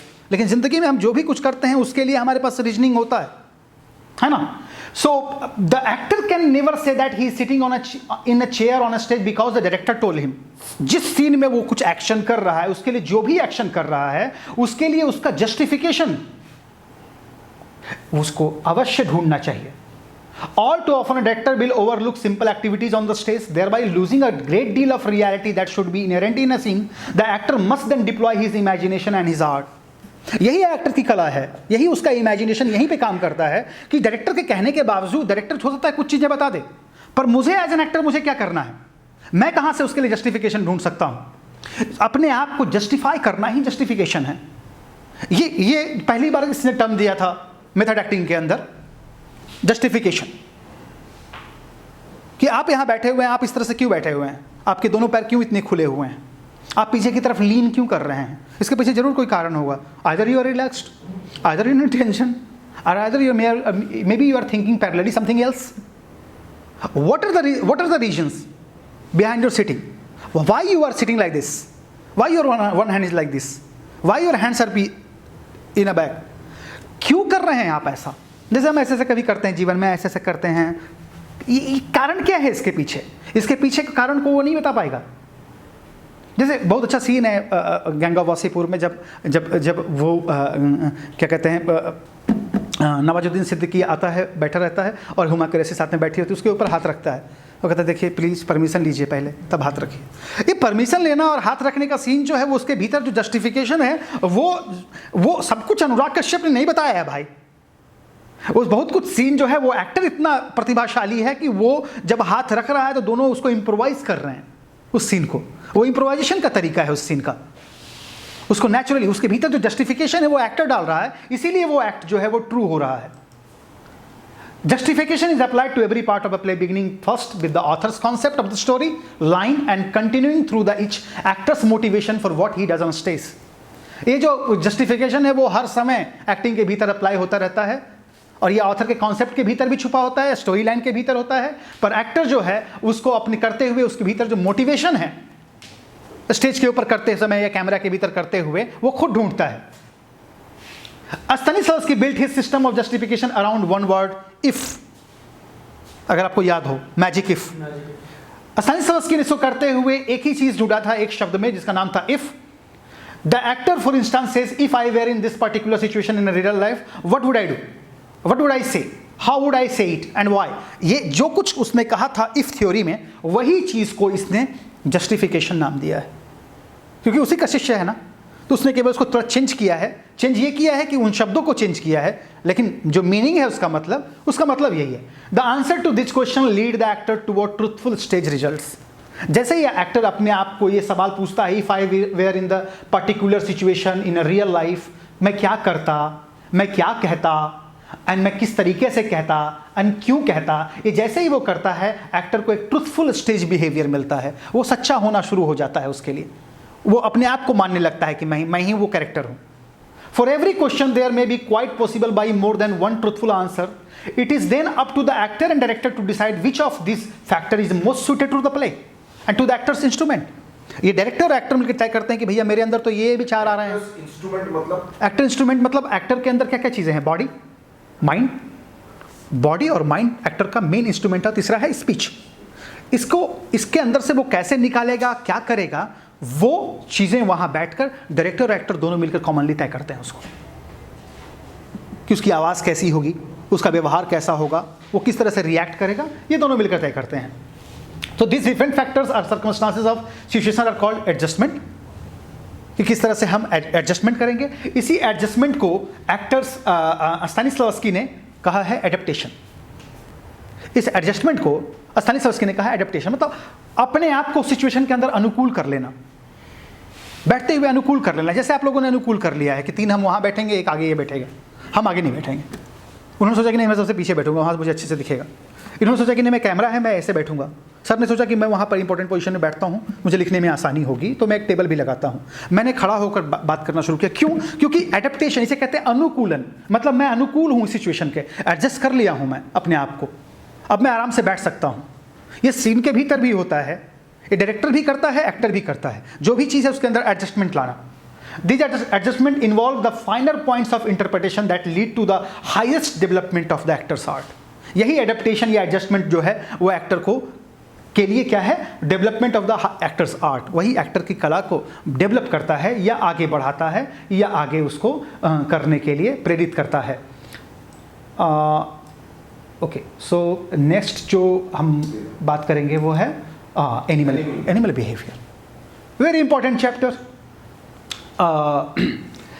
तो स्ट्रासबर्ग ने जो थोड़ी बहुत ट्रेनिंग मैडम मारिया ओस्पेंस्काया जो थी, जो रुक गई थी वहाँ रिचर्ड बोलेस्लावस्की के साथ, उनसे एक चीज़ इन्होंने सीखी थी। उसने भी कुछ किताब लिखी है मैडम मारिया ने, ओस्पेंस्काया ने लिखी है, एक किताब है, मैं अभी नाम नहीं जानता हूँ, एक बार गूगल करेंगे पता चल जाएगा। इनका भी है, लेकिन ये सभी सिस्टम के अंदर ही आते हैं।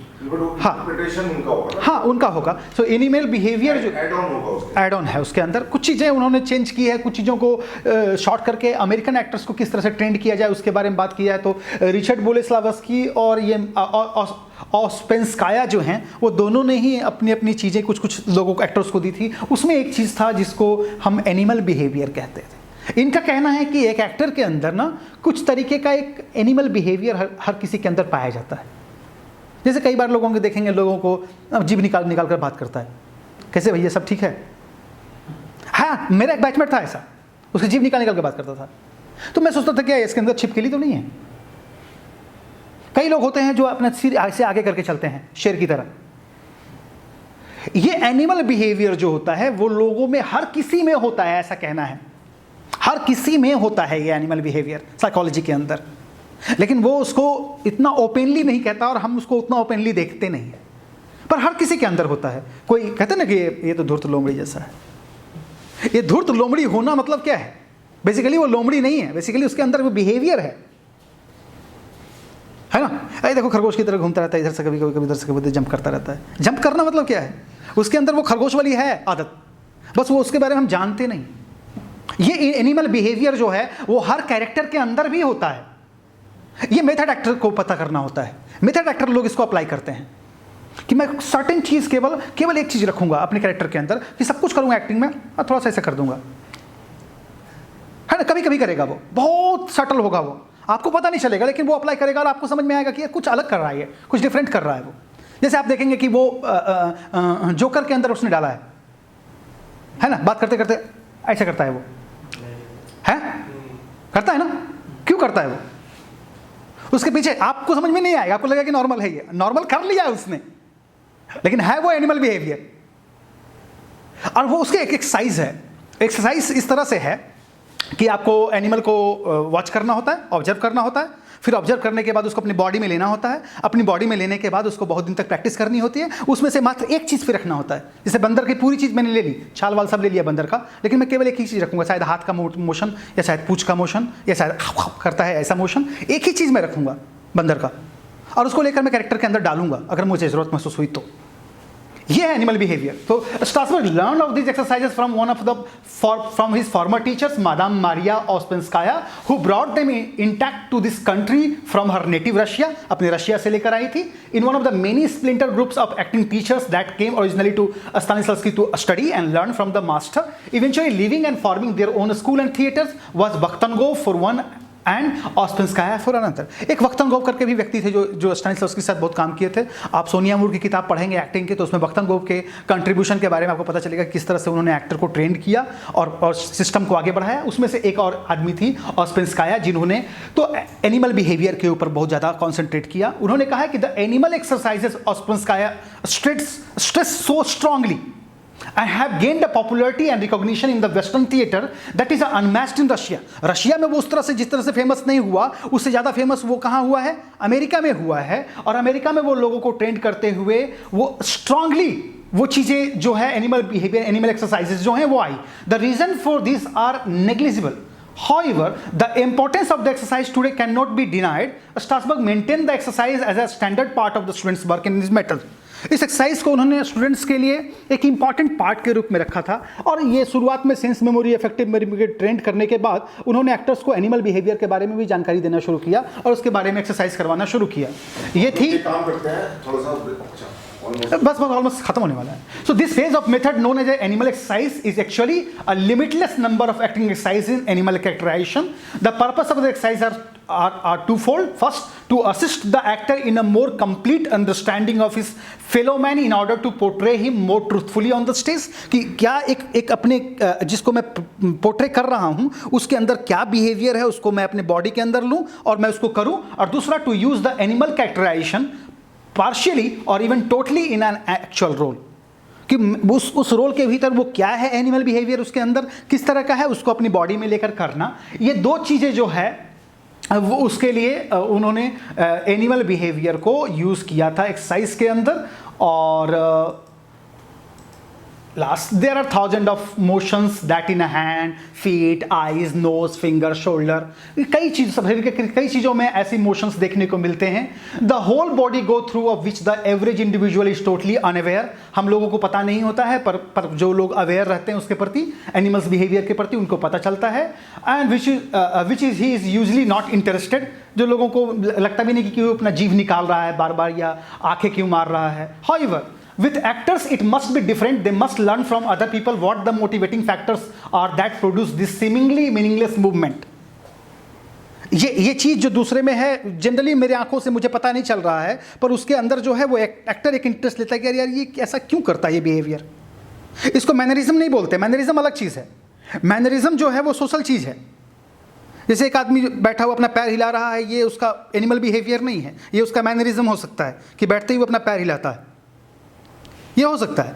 पर जो एनिमल बिहेवियर है वो बहुत ही करेक्टली देखने से समझ में आता है, वो उसके बिहेवियर में होता है. So they must learn that the unspoken word is a powerful one and will be spoken. Even if not with sound, serious actor realizes this is to be but another step toward creating the inner life of the character. जो शब्दों में नहीं कही जा सकती उन चीज़ों को मैं कैरेक्टर के इनर लाइफ में लाकर उसको एडवांस करूंगा, उसको बनाऊंगा. But this awareness must also apply to the actor himself. Many actors have disconcerting mannerism which they carry onto stage in a character. Often this can be irritating and distracting to the audience. So these enigmatic cacophonic social mannerism, as they are called, can only be corrected in the actor's instrument by a conscious awareness of them. एक last chapter जो है, जो जिसके बारे में Strasbourg ने बताया है, उसका नाम है सोशल मैनरिज्म। कई बार एक्टर्स जो होते हैं वो जो जिंदगी में जिस तरह से वो पैर टैप कर रहे हैं, स्टेज में कैरेक्टर करते हुए वही चीज़ें चली आती है, उसके प्रति अगर एक्टर अवेयर है तो उन सोशल मैनरिज्म को छोड़ सकता है। इसीलिए उस चीज़ का नाम है सोशल मैनरिज्म। और सोशल मैनरिज्म जो होता है वो हर एक कैरेक्टर के ऊपर लागू नहीं होगी, इसलिए वहाँ पर उसको खत्म करना जरूरी है। थर्ड लास्ट पॉइंट है, naturally we are aware of this mannerism in other people before we notice them in ourselves. Therefore, it is in our close attention to other human beings that we find their hidden motivation as well as our own. ये जो भी चीज़ें actors के भीतर पाई जाती है mannerism के रूप में, उसके प्रति अगर आप अवेयर हैं तो उसको परफॉर्म कर सकते हैं, उसको आप हटा सकते हैं। और अगर आप अवेयर नहीं हैं तो वो आपके साथ रह सकती हैं। इसीलिए आपको ये ह्यूमन बीइंग के अंदर जो होता है वो हिडन मोटिवेशन के रूप में भी काम करती है मैनरिज्म। कई बार चीज़ें मैनरिज्म से चीज़ें निकल कर आती हैं। सो ये चीज़ों के बारे में अगर अवेयर रहेंगे तो आप सोशल मैनरिज्म को एक्टिंग के भीतर यूज़ कर सकते हैं। ये स्ट्रासबर्ग था। Thank you. क्रिश्चियन बेल का मैकेनिस्ट भी था, द मशीनिस्ट भी है, द मैकेनिस्ट जो भी। सैनफोर्ड माइजनर, तीसरा आदमी मेथड एक्टिंग में अलग अलग। पहला Stanislavski, second Strasberg, third Sanford Meisner. Third कहने का अर्थ हुआ कि ये तीन जो लोग थे, इसमें सैनफोर्ड माइजनर जो है वो बेसिकली जो एक्टिंग थ्योरी है ये भी अमेरिकन एक्टिंग थ्योरी है। और इनके जो ग्रुप का नाम था उसका नाम था the neighbourhood play house. Neighbourhood play house इनके ग्रुप का नाम था। जैसे ली स्ट्रासबर्ग के एक्टिंग स्कूल का नाम था एक्टर्स स्टूडियो, वहीं उन्होंने पूरी ज़िंदगी काम की, वहीं वो उनका देहांत हुआ। उसी तरह से सैनफोर्ड माइजनर जो है उनका नाम था द नेबरहुड प्ले हाउस। किस तरह से सैनफोर्ड माइजनर आए? कहते हैं 1930 के आसपास 1920 में वहाँ पर स्टैनिस्लॉवस्की गया है, अपने परफॉर्मेंस दिखाया है। उसके बाद 1930 में माइजनर जो है वो फाउंडिंग मेंबर बने हैं ग्रुप थिएटर के। ग्रुप थिएटर जिसको स्ट्रासबर्ग और हैरोल्ड क्लैरमैन और शेरिल क्रॉफोर्ड ने बनाई थी, उसी ग्रुप थिएटर स्टेला एडलर जहाँ थी, उसी ग्रुप थिएटर का एक मेंबर बन के सैनफोर्ड माइजनर आया। सैनफोर्ड माइजनर जब काम किया उसका उतना शुरुआत में नाम नहीं हुआ। क्यों नहीं हुआ बाद में बताऊंगा, अभी पहले शुरू करते हैं। द एक्टर स्टूडियो था वो स्ट्रासबर्ग का था। स्टेला एडलर स्कूल का नाम था Stella Adler school of acting. The neighbourhood play house जो था वो सैनफोर्ड माइजनर का स्कूल था। और ये सभी कुछ जो था वो स्टैनिस्लॉवस्की के सिस्टम के ऊपर डेवलप हुआ था। जो ये टीचर्स थे स्ट्रासबर्ग, एडलर और माइजनर, इन्होंने इन्हीं जो स्ट्रासबर्ग जो स्टैनिस्लॉवस्की का जो थ्योरी था उसी को मैनिपुलेट करके, जिसमें से action, imagination, attention, affective and sense memory थी, उसी को उन्होंने एक्टर्स को, जिसको स्टैनिस्लॉवस्की ने इनर क्रिएटिव स्टेट कहा है, उसी के ऊपर उन्होंने सारा काम किया है। उसी को उन्होंने इन्हांस करने की कोशिश की है।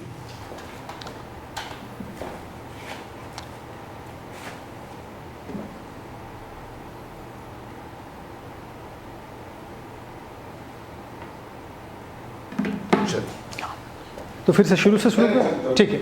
सो ये टीचर्स जो थे वो बेसिकली ये लोग ग्रुप थिएटर के अंदर काम करते थे, जिसके अंदर Stella Adler, Lee Strasberg, Harold Clurman और ये शेरिल क्रॉफोर्ड जो थे, ये बेसिकली इन्होंने कोई ग्रुप्स को संभालते थे ये लोग। इन्होंने कोई किसी तरह से उन्होंने लिखने की कोशिश नहीं की है। रॉबर्ट लेवी नाम का जो व्यक्ति था ये स्क्रिप्ट लिखते थे ग्रुप थिएटर के लिए।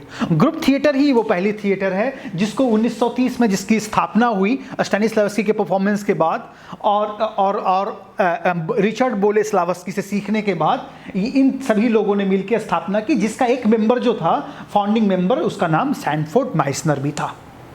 सैनफोर्ड माइजनर जो था उसके स्कूल का नाम जो था वो था the neighbourhood play house, actor studio Strasbourg का था, और the Stella Adler school of acting Stella Adler का था। ये लोग सभी स्टैनिस्लॉवस्की के ऊपर ही इन लोगों ने अपने अपने सिस्टम का विकास किया, रियलिज्म के ऊपर ही विकास किया, और इसके ऊपर इन लोग का के नाम मेथड एक्टिंग पड़ा। ये टीचर्स जो थे वो सभी inner creative state of mind के ऊपर काम किए थे कि एक्टर के अंदर क्या क्या चीज़ घटित हो रही है। इसीलिए किसी ने सेंस मेमोरी के ऊपर, किसी ने अफेक्टिव मेमोरी के ऊपर, किसी ने इमेजिनेशन के ऊपर, किसी ने एक्शन के ऊपर काम किया। सो ये टोटल चीज़ जो है वो complete engagement with the work को एक प्रस्तुत किया कि किस तरह से एक्टर को उसके अंदर काम करना चाहिए अभिनय के ऊपर, किस तरह से उस पर बातें की जा सकती है। सो ये तीनों प्रैक्टिशनर जो थे उनमें से सबसे ज़्यादा शुरुआत में जिसका नाम हुआ वो स्ट्रासबर्ग का हुआ, स्टेला एडलर का हुआ, पर माइजनर जो था वो बहुत ही अननोन आदमी था कंपेयर टू स्ट्रासबर्ग, और उसका उतना कुछ नाम नहीं था। 1980 तक उसके बारे में कोई नहीं जानता था, माइजनर के बारे में, बस एक ग्रुप मेंबर था। 1987 से, है ना, जब उसकी किताब आई, पब्लिश हुई माइजनर की, उसके बाद वो यूएस के थिएटर ट्रेनिंग के अंदर धीरे धीरे करके एक बड़ा नाम निकलकर वो विकसित हुआ, और स्ट्रासबर्ग को और स्टेला एडलर स्कूल को चैलेंज किया कि आपकी जो एक्टिंग थ्योरी है, जिसको आप अफेक्टिव मेमोरी और सेंस मेमोरी बोल रहे हो, जिसको आप गिवन सर्कमस्टांसेस बोल रहे हो, मैं कंप्लीटली उसको नकारता हूं और मैं एक नई चीज लेकर आता हूं जिसका नाम है बिहेवियरियल ट्रेनिंग। बिहेवियर को कैसे एक्टर ट्रेन करेगा, बिहेवियर को कैसे एक्टर इस्तेमाल करेगा। अभी तक एक्टर सेंस को इस्तेमाल कर रहा था, अफेक्टिव मेमोरी को इस्तेमाल कर रहा था, गिवन सर्कमस्टांसेस को इस्तेमाल कर रहा था, पर बिहेवियर पे कैसे एक्टिंग ट्रेनिंग होगी। और 97 में उनके डेथ तक वो इतनी पॉपुलैरिटी हासिल कर चुका था यूएस के अंदर और पूरे वर्ल्ड थिएटर के अंदर उसकी टेक्निक कि बहुत ज़्यादा लोग प्रैक्टिस करने लगे इसको। उसके लाइफ टाइम में और उसके मृत्यु के बाद भी सबसे ज़्यादा किसी ने नाम कमाया है स्ट्रासबर्ग के बाद तो वो माइजनर है। माइजनर एक्टिंग ट्रेनिंग, जैसे उस एक्टर का नाम क्या है सर, अगर आप जानते हो, जो तारे ज़मीन पे जिन्होंने, बिपिन शर्मा। बिपिन शर्मा, वो कनाडा रहा है। हाँ, बिपिन शर्मा भी इसी माइजनर स्कूल से ट्रेंड हैं, तो उनकी एक्टिंग में थोड़ा थोड़ा आपको देखने को मिल सकता है। बिपिन शर्मा समझ रहे हैं ना, तारे ज़मीन पर में जो पापा बने हैं। सो वो भी उसी स्कूल से ट्रेंड हैं। और किस तरह, तो माइजनर टेक्निक जो है ये one of the several school of actor. Meissner जब जिंदा था उससे ट्रेंड है या बाद में? नहीं, बात में। हाँ, so Meisner training technique जो है one of the several school of actor training that arguably fall under the rubric of American method derived from the aspects of Stanislavski system। Stanislavski system के अंदर से निकली हुई ही एक ट्रेनिंग है जिसको कि अमेरिकन मेथड माना जाता है। एज अ बेला मर्लिन एक अलग एक टीचर हैं जो एक्टिंग टीचर रही हैं, और बेला मर्लिन ने भी बहुत सारा काम किया है एक्टिंग के ऊपर। और बेला मर्लिन भी जो है वो माइजनर टेक्निक की एक शिष्या रही हैं माइजनर की, तो बहुत सारी किताबें भी लिखी है बेला मर्लिन ने, लेकिन मेनली उन्होंने इनकी ही बातें लिखी है, इन्हीं को प्रैक्टिस को आगे बढ़ाया है। सो कहते हैं कि there is a dependency on your fellow actors. अब जब अपने एक्टिंग के साथ, नींद आ रही, एक्टिंग के साथ जब आप एक्टर के साथ, को एक्टर के साथ एक्टिंग करते हैं, तो एक्टिंग करते हुए आपका क्या होता है कि एक को एक्टर के ऊपर डिपेंडेंसी हो जाती है, which is the very foundation of Meissner technique. Meissner technique यहीं से शुरू होती है कि आपका को एक्टर है, उस पर आप डिपेंडेंट है एक्टिंग करने के, जिसके बारे में हम लोग कल बात कर रहे थे। और एक बहुत सी बात तो चंदन ने बोली कि in cinema when we are talking each other, then there is another actor, but suppose long shot is being taken, now he has to go, it always my shot is required, so who will be my co-actor? My co-actor would be camera. My co-actor will be camera. Co-actor maybe could be a simple object which is kept on the cutter stand कि मुझे इसके साथ देख के बात करना है ना। सो ये कहता है कि बहुत कुछ आपकी डिपेंडेंसी जो होती है वो फेलो एक्टर के ऊपर होती है, और फाउंडेशन ऑफ माइजनर टेक्निक यहीं से शुरू हो रहा है कि आपका को एक्टर सामने बैठा हुआ क्या कर रहा है। आपको ज़्यादा नहीं सोचना, आपको मेमोरी में नहीं जाना है, आपको ज़्यादा इतना याद करने की ज़रूरत नहीं है, आपको इतना सेंसेस को अपने ट्रेन करने की ज़रूरत नहीं है। सामने से इस व्यक्ति को देखकर मुझे क्या बिहेवियर मिल रहा है कि बड़ा यार क्या पढ़ा रहे हो एक्टिंग में, यार हमारे जीवन में तो काम आने वाला है ही नहीं, पढ़ाए जा रहे हो एक्टिंग, ये सब ज़िंदगी में मेरे कहाँ इस्तेमाल होगा। ये जो बिहेवियर मुझे मिल रहा है, इससे मुझे समझ में आ रहा है कि ये लेक्चर को मुझे तेज़ आवाज़ में बोलना चाहिए या धीरे बोलने से काम हो जाएगा। मुझे ज़्यादा एनर्जी लगानी चाहिए, इस व्यक्ति को ज़्यादा एनर्जी लगानी चाहिए, क्या है। तो वो मुझे कहाँ से मिल रहा है, सामने वाले को एक्टर से। कोई भी लाइन्स वो याद करके आया है एक्टिंग के भीतर, वो जैसे ही एंटर कर रहा है मुझे पूरा वॉच करना है उसको, उसी समझ में आ जाएगा कि वो मुझे बोलना क्या है। मुझे इतना मेमोरी को याद करना, इमोशनली चार्ज रहेंगे, एकदम रोना आ जाए जिससे उस डायलॉग पे, ये सब करने की कोई ज़रूरत नहीं है। सामने वाला अगर रुला रहा है तो मुझे रोना ही आएगा। सामने वाला अगर मुझे गाली दे रहा है, माँ की बहन की कर रहा है, इसका मतलब है मुझे गुस्सा आएगा।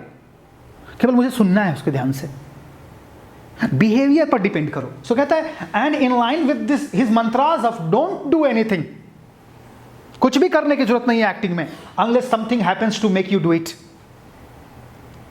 जब तक आपको कुछ करने को कोई चीज प्रेरित नहीं करती है, कुछ भी मत करो, चुपचाप बैठे रहो वहां पे जहां पे तुमको बैठने को कहा डायरेक्टर ने। गजब चीज है एक्टिंग के भीतर, पहली बार ऐसी कोई बात आ रही है कुछ करो ही मत। वो लोग कह रहे तो कुछ करो, अपने शरीर को इस्तेमाल करो, अपने यादाश्त को इस्तेमाल करो, अपने इमोशन को इस्तेमाल करो, चार्ज रहो हमेशा एक्टिंग में, है ना, कूदते रहो। ये कहता कुछ मत करो, चुपचाप जाके बैठ जाओ सामने, आपको एक्टर को अपने वॉच करो, ऑब्जर्व करो, उसके बिहेवियर को देखते रहो। डूइंग नथिंग, इसी का आगे आएगा, doing nothing. Something happens to make you do it and what you do doesn't depend on you. जो आप जिंदगी में करते हैं वो कुछ भी आप पर निर्भर नहीं करता है, वो सब कुछ निर्भर करता है, depends on the other fellow. ये आपके सामने वाले को एक्टर पे डिपेंड करता है। सो एक्टिंग इज अबाउट को actor, acting is about reacting, acting is not about you only. आपको कपड़ा सपड़ा पहन के आ जाना है जो डायरेक्टर ने बताया है, but be in a scene, be in a present here and now and you will get the behaviour. ये एक अपने आप में एक अपने आप में सनसनीखेज बात थी तब एक्टिंग की दुनिया में, क्योंकि इस तरह की बात कोई नहीं कर रहा था एक्टिंग के भीतर।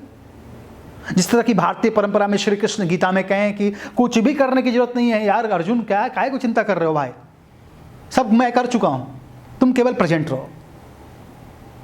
नहीं मामा चाचा है सर, कैसे इसकी हत्या करेंगे, करो यार, मारो सामने से, ये सब मर चुके हैं पहले। बिहेवियर की बात कर रहे हैं कृष्ण में गीता में, मतलब प्रेजेंट में रहना है, हियर एंड नाउ में रहना है। ये हियर एंड नाउ ही आगे चल के इस एक्टिंग का आधार बनेगा। और सो Meisner admits to having been inspired by Stanislavski as well as the ideas and the scholarship of Russian theorists Sudakov and Rapport।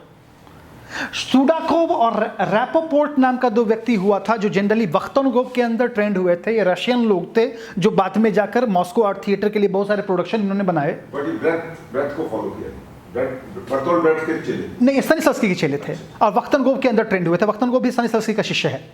तो इनके अंदर ये ट्रेंड होकर इन्होंने कुछ एक बातें कही थी जो जिसको पढ़ने के बाद स्तानिस्लावस्की और इन दोनों को पढ़ने के बाद माइसनर ने कुछ सोचा। The latter were both directors of the Moscow Art Theatre and Vakhtangov Theatre, and their work was strongly influenced by Stanislavski's.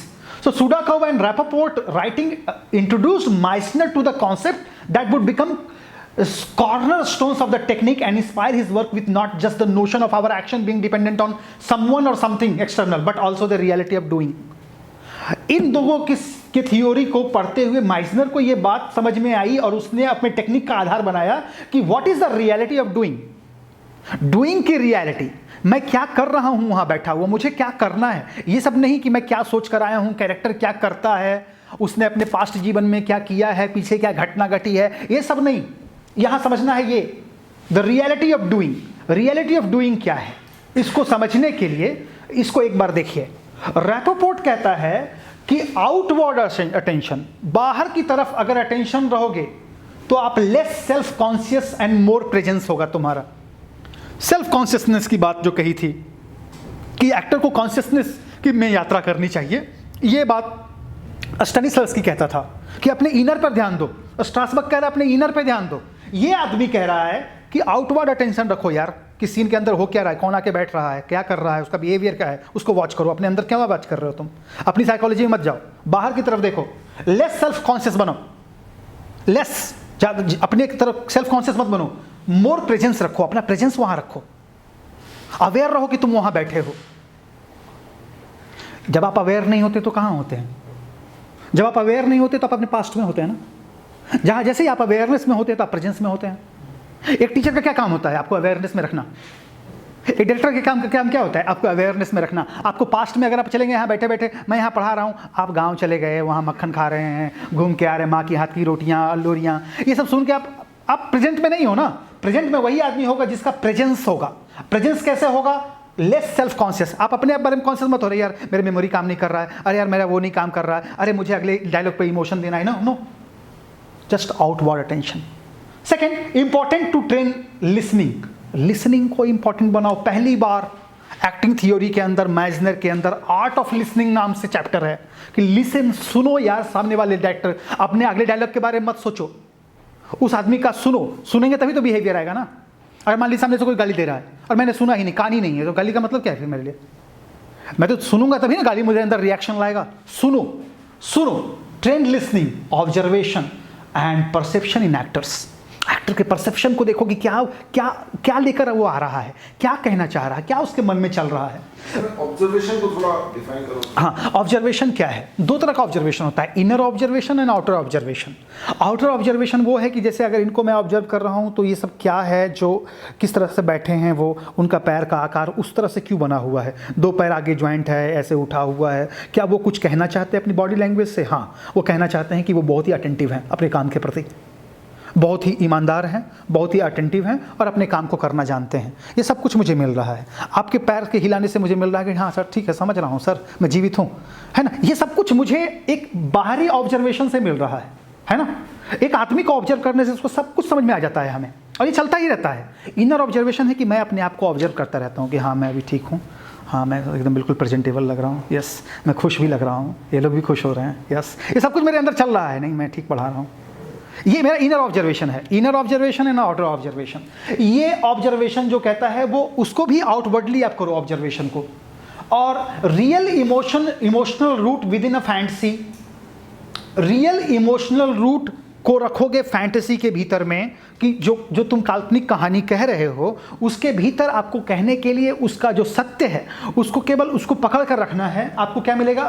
Finding connection easier. आपने आराम से आप कनेक्शन को ईजियर बना सकते हो। इतना सोचने की जरूरत नहीं है कि मुझे इमोशनल मेमोरी पकड़ना है, नहीं, कहानी को पकड़ कर रखो, सिचुएशन में रहो, आपको समझ में आ जाएगा कि वो कनेक्शन मिल जाएगा। आपको इतना इमोशनल होने की जरूरत नहीं है, इतना सेंस मेमोरी में जाने की जरूरत नहीं है, आपको अपने आप को कष्ट देने की।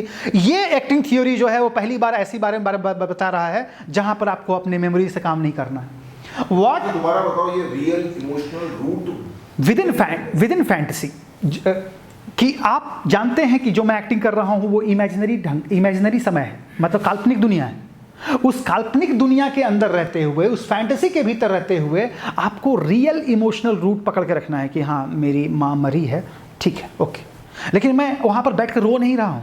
मैं केवल इतना जानता हूँ कि हाँ कंडीशन है कि मेरी माँ मरी है, इस सीन में मैं खड़ा हूँ। अब सामने वाला कोई एक्टर, भाई कैसे हो तुम, मैं कह रहा हूँ, अब जो मेरा आ रहा है उस आदमी को देखते हुए हाँ ठीक हूँ, बस इतना ही करना है। उस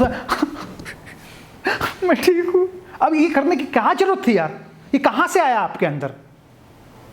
यह आया इमोशनल मेमोरी से। वो कह रहा है इमोशनल मेमोरी की तरफ नहीं जाना है, आप केवल रियल इमोशनल रूट को पकड़ के रखो फैंटेसी के भीतर, काल्पनिक दुनिया के भीतर, आपका एक कनेक्शन आराम से बन जाएगा। Find what and why are conscious decision but the how should be involuntarily. So कहता है व्हाट एंड व्हाई, जैसे स्टेनिस्लॉवस्की होता है ना कि व्हाट एंड व्हाई आपको कॉन्शियस डिसीजन है, ये आप एक कॉन्शियसली डिसीजन ले रहे हैं, बट ये हाउ कैसे होगा ये जो है वो इनवॉलेंटरीली है, ये आपकी इच्छा से नहीं होता है कि कैसे मैं करूंगा, इसलिए उसी को इच्छा पे ही रहने दो, इनवॉलेंटरीली रहने दो उसको। उधर जाना ही नहीं है कि मैं कैसे करूंगा। अभी बता रहा था ना 5 थ्योरी में, 5 Ws में कि हाउ को भी ऐड करो। ये कह रहा है हाउ को ऐड करने की जरूरत नहीं है, वो अपने आप हो जाएगा। Living relationship have to be built in the, is it a offshoot or is it a consequence of what and why? This is a consequence. This is a shadow is a shadow. If you are standing in the light, shadow is a consequence of the light. Yes. So what and why is a consequence of this. How is a consequence of what and why.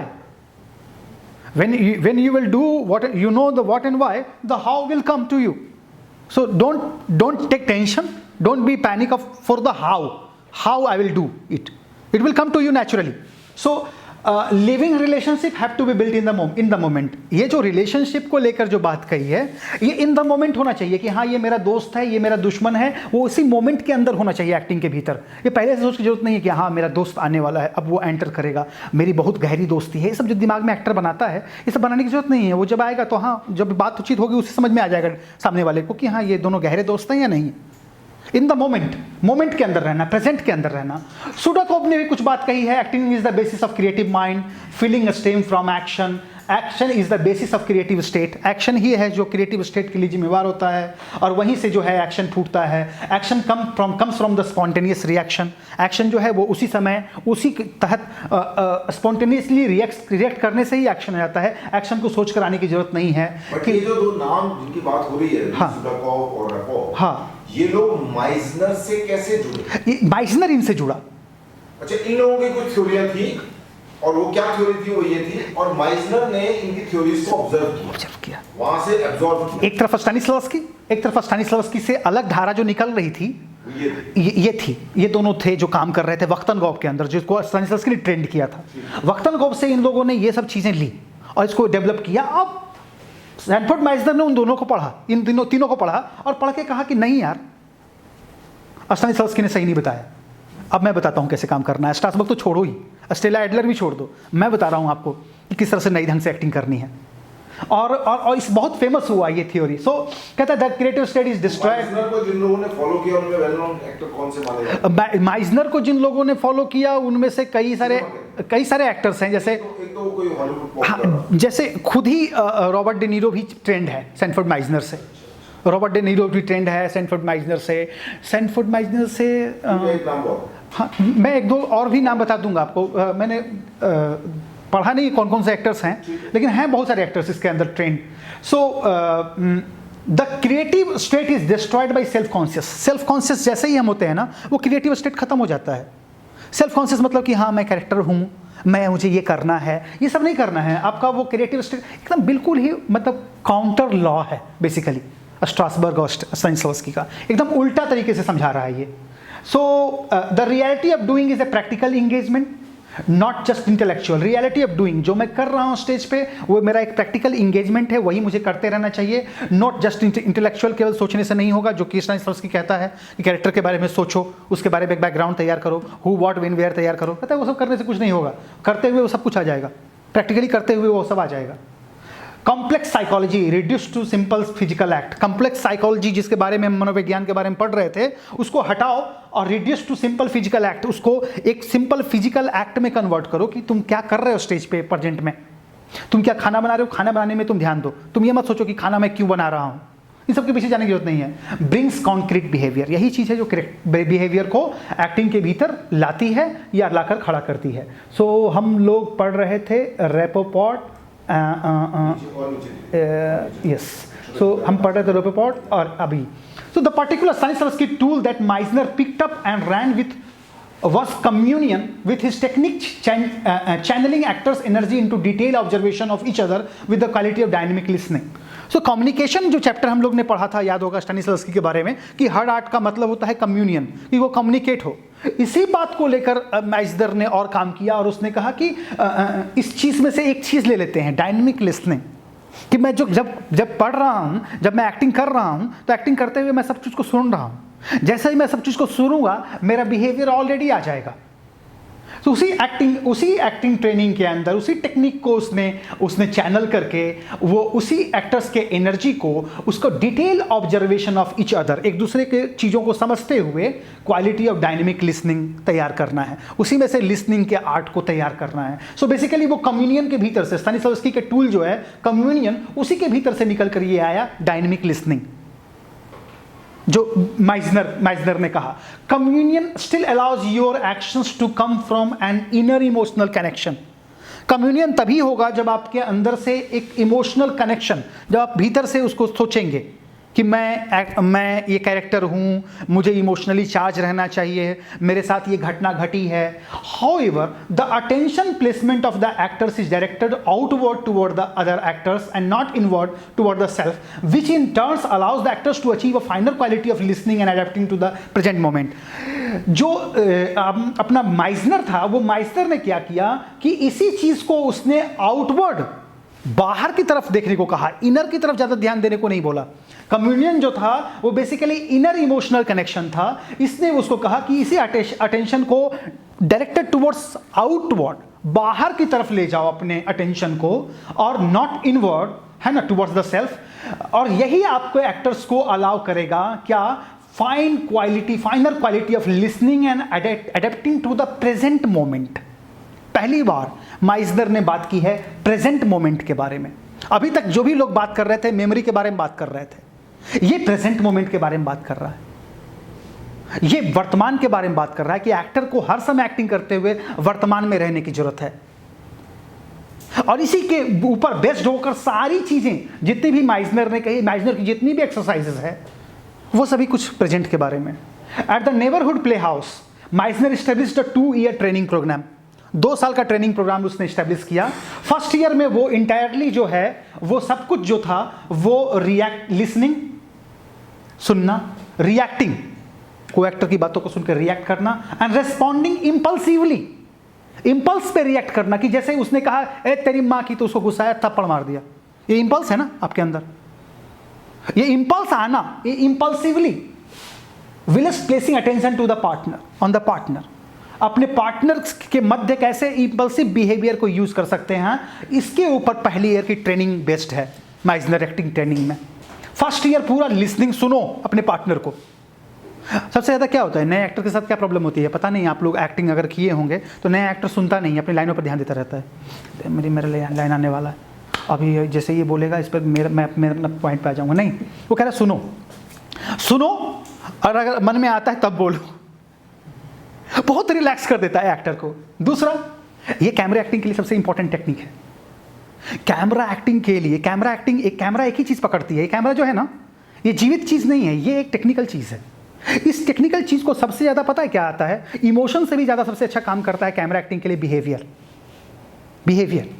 इसलिए देखते हैं ना कि रणवीर सिंह बहुत impulsive character है, impulsive है, हमेशा कभी डांस कर देगा, कभी नाच देगा। जनरली उसका अनुपमा चोपड़ा के साथ एक इंटरव्यू है, अगर आप देखेंगे तो वो तो अपनी पत्नी से लिपट जाता है इंटरव्यू के अंदर, इतना इंपल्सिव है। जितना इंपल्सिव आप होंगे कैमरा एक्टिंग के लिए उतना अच्छा होगा, क्योंकि कैमरा एक्टिंग एक ही चीज़ पकड़ती है, कैमरा प्रेजेंट मोमेंट को। जितना प्रेजेंस में रहेंगे कैमरा आपको उतने अच्छे से, इसलिए कैमरे के अंदर जल्दी ही लोग समझ जाते हैं कि यार ये थिएटर एक्टर को इतना समय क्यों लगता है कैमरे के ऊपर एक्टिंग करते हुए, क्यों इतना समय लगता है। एक national school of drama pass out को 10 साल 15 साल क्यों लग जाते हैं कैमरे के ऊपर सक्सेसफुल होने में। कारण है कि हम लोग को मेमोरी यूज़ करना सिखाया जाता है, हम लोग को ज़्यादा सघन होना सिखाया जाता है, डेंस होना, रहना है कि नहीं रहना यही सवाल है, या खुदा मुझे नींद ना आए, है ना, ये सब सिखाया जाता है ना हम लोगों को कैमरा थिएटर में। क्योंकि थिएटर बहुत दूर है और ऑडियंस बहुत दूर है, 400 लोग बैठे हुए हैं, वहाँ मैं एक्टिंग कर रहा हूँ, अगर मैं डेंस नहीं होगा तो फील नहीं करेगा ना।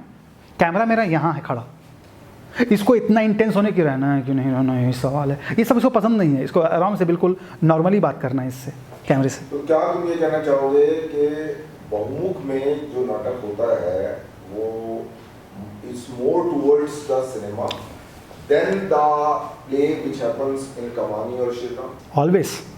ऑलवेज। इसलिए देखते हैं कि जब भी कोई थिएट्रिकल प्ले होता है, जैसे तुगलक, 1857 सफरनामा, मान लीजिए, और कोई प्ले औरंगजेब, उसके लिए वो बड़ा डिस्टेंस, बड़ा ऑडिटोरियम सही है कि कितनी उम्र है तुम्हारी, 18 साल, उमंगो भरी उम्र है। ये सब कैमरा को अच्छा नहीं लगता है, कैमरा आपसे मुख मोड़ लेगा। ये ऐतिहासिक एक्टिंग के लिए तुम्हें ध्यान हो कि जब एक प्ले हुआ था आप लोगों के साथ, उसने उड़ीसा से डायरेक्टर है, क्या नाम है उनका, हाँ, चोर मचाए शोर, और उधर दुनिया का शोर। हाँ, तो चोर मचाए शोर में लाउडनेस बहुत थी। हाँ, बहुत थी, जबकि छोटे ऑडिटोरियम। हाँ, तो वो अगर शटल होता, हाँ, तो लगता है कि ज़्यादा कामयाब हो सकता। नहीं, शटल होता तो आप हंसते नहीं, आपको हंसी नहीं। कॉमेडी है ही थोड़ा सा लार्जर देन लाइफ कॉमेडी है ना। लेकिन कोई रियलिस्टिक प्ले होगा तो मैं तो बहुमुख चुनूंगा। मैं उसको कभी भी रियलिस्टिक प्ले को इतने दूर में ऑडियंस को बैठा के कभी दिखाऊंगा नहीं। जैसे कि अगर आप देखेंगे कि अनुराधा कपूर ने विरासत किया था, है ना, अनुराधा कपूर ने जो विरासत किया था उसमें ऑडियंस को बिल्कुल चिपका दिया था। कारण है क्योंकि वो सिनेमा के लेवल पे डायरेक्ट किए थे उन्होंने, पानी का यूज़ किया था, आग लगाया था, क्योंकि सिनेमैटिक एलिमेंट्स को यूज़ किया था थिएटर के अंदर। जनरली थिएटर के अंदर आग नहीं जलाते हैं, पानी नहीं बरसाते हैं। सिनेमा को यूज़ कर रहे हैं तो आपका ऑडियंस बहुत करीब होगा आपसे, क्योंकि आप छोटे छोटे न्यूएंसेस को आप दिखाना चाहेंगे दर्शक को, प्रेजेंस को दिखाना चाहेंगे, मोर प्रेजेंस को। ऐतिहासिक एक्टिंग कभी भी प्रेजेंस को नहीं दिखाती है, वो जनरली इतिहास पे है, मेमोरी पे बेस्ड है, तो उसको बड़ा जेस्चर्स होगा, ये होगा, बड़ा ऑडिटोरियम चाहिए आपको। इसलिए सिनेमा जो है वो मेनली इस थ्योरी को सिनेमा के एक्टर्स के लिए बहुत ही कामयाब थ्योरी है, कामयाब है, बहुत ज़्यादा कामयाब है। लेकिन दुर्भाग्य है कि भारत में बहुत सारे लोग इससे पढ़े नहीं हैं, बहुत सारे स्कूल्स इसके लिए अवेलेबल नहीं है, लेकिन कुछ एक टीचर्स हमारे यहाँ भी हैं जो इस पे काम करते हैं, और माइजनर अपने आप में बहुत अच्छी तकनीक है मेरे हिसाब से। Responding impulsively while placing attention on the partner पर अटेंशन देते हुए इम्पल्सिव रहना है। In the second year of Meisner training the students learn to identify the information and to create what we call a score. Score जो generally था, ये स्टानिस्लवस्की से term आया था, और इसका मतलब होता है कि जब आप एक परफॉर्मेंस करते हैं, जब आपको एक स्क्रिप्ट मिलती है, तो स्क्रिप्ट केवल स्क्रिप्ट नहीं होती है, बेसिकली उसके भीतर एक आइडिया होता है, जिसे नाट्यशास्त्र में हम बीज कहते हैं या सीड कहते हैं या बिंदु होता है, या जिसे हम यूनिट कहते हैं। वही यूनिट आगे जाकर जो है वो सीन बनता है, वही सीन जो है आगे जाकर एक एक्ट बनता है, और वही एक्ट जो है वो पूरा प्ले बनता है। इसी तरह से आप लोगों ने भी ली होगी ट्रेनिंग, किस तरह से लिखी जाती है स्क्रीन प्ले, उसी को हम कहते हैं score, we call a score. तो वो स्कोर जो है वो बिट बाय बिट पे कैसे काम करें, तो सेकेंड ईयर ऑफ ट्रेनिंग में माइजनर यही समझा देता था कि एक यूनिट के अंदर कहाँ कहाँ एक्शन छुपा हुआ है। So the smaller units that make up each scene often called bits allow us to examine this little by little as we apply our newly acquired tools to building a character। छोटी छोटी चीज़ों पर कहाँ कहाँ जो character की चीज़ें छुपी हुई हैं, उसके ऊपर सेकेंड ईयर पर माइजनर ट्रेनिंग जो है वो काम करती थी। So reacting truthfully in the moment में रहते हुए ट्रूथफुली रिएक्ट करना, किसी आस्ट पास्ट में नहीं जाना, मोमेंट के अंदर रहते हुए, वर्तमान के अंदर रहते हुए। Meisner emphasise the objective in second year script work and the process started by the analyzing of the text, by which she means breaking down the script into bits and pinpointing the characters। जो भी बात कर रहे थे हम लोग second year of training में, इसी के बारे में बात की गई है। सो माइजनर ट्रेनिंग जो है वो बेसिकली इन चीज़ों पर आधारित है। एन एक्टर मस्ट लिसन, ये कहता है कि एक एक्टर को जरूर अवश्य सुनना चाहिए भाई, एक्टिंग करने की हड़बड़ी में मत रहो यार, सुनो पहले।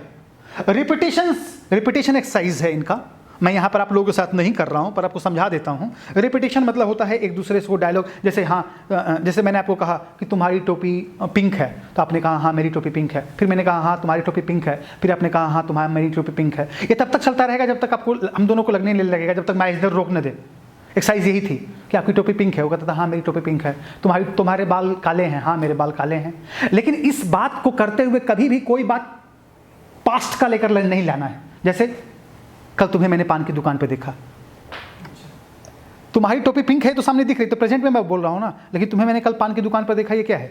पास्ट है। तो इस एक्सरसाइज के अंदर जैसे ही पास्ट आता था, माइजनर रोक देता था, no no no no, don't use past, be in a present. तो प्रेजेंट में आपको जितना कुछ दिख रहा है उसी की एक्सरसाइज थी, repetition forces an actor to listen, ध्यान देना, सुनने का ध्यान देता था।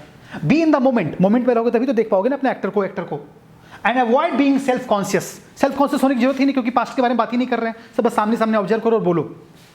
Because both actors agreed to what is true in the moment में रहते हुए क्या सत्य है उसी के बारे में बात कर रहे हैं। Which includes agreeing to given circumstances, क्योंकि गिवन सर्कमस्टांसेस जो दी गई है वो यही है, वर्तमान है, तो उसके बारे में हम सहमत होते थे। Intelligence and figuring out the situation is not an element of repetition.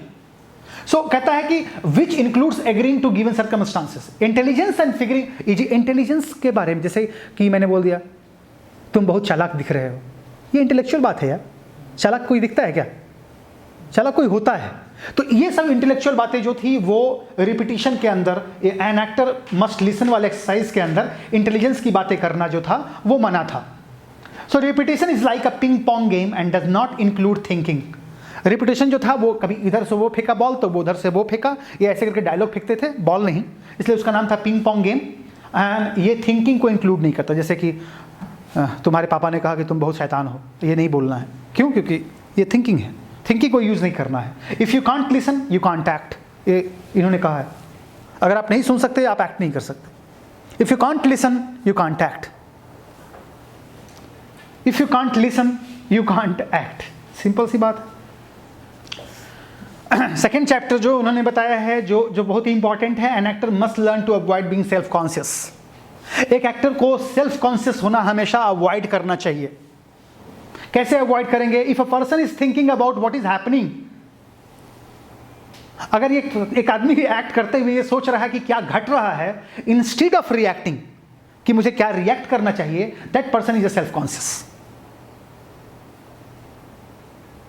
That person is a self conscious, कि मैं रिएक्ट नहीं कर रहा हूं, मैं सोच रहा हूं कि क्या घट रहा है। इसको अवॉइड करो। और वो इसीलिए वो मोमेंट के अंदर नहीं हो सकता। You can not think and listen at the same time. तुम सोच रहे हो और सुन रहे हो, ऐसा कभी नहीं हो सकता।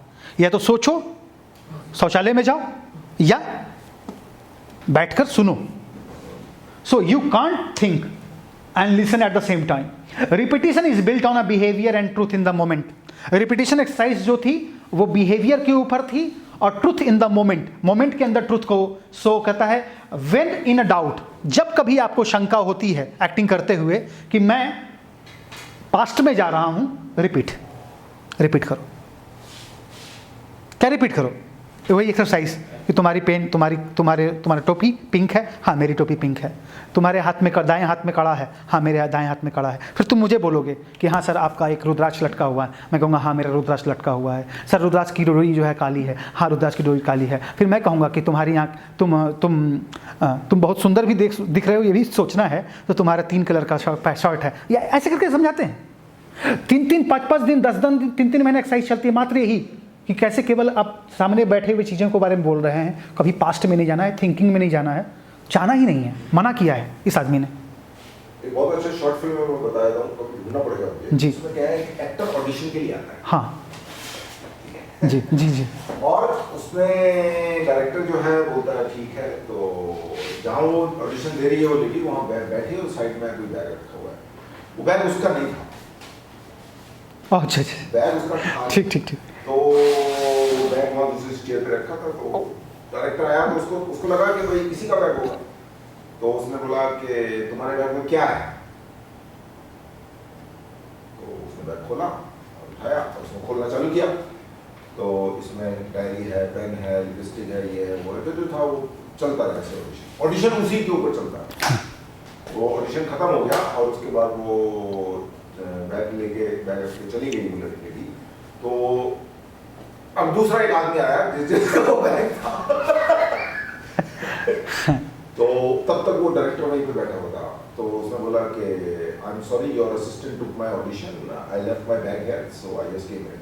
And he realised shit, that woman gave everything about the information about what is in her bag. Though this bag belonged to someone else, तो assistant को बोला call that girl again. Okay, क्या बात है। तो ऑडिशन को लेके presence of mind उस लड़की का कितना खतरनाक था। हाँ, कि वो बैग उसका है ही नहीं। उसने देखा, खोला, जो था उसमें बताया।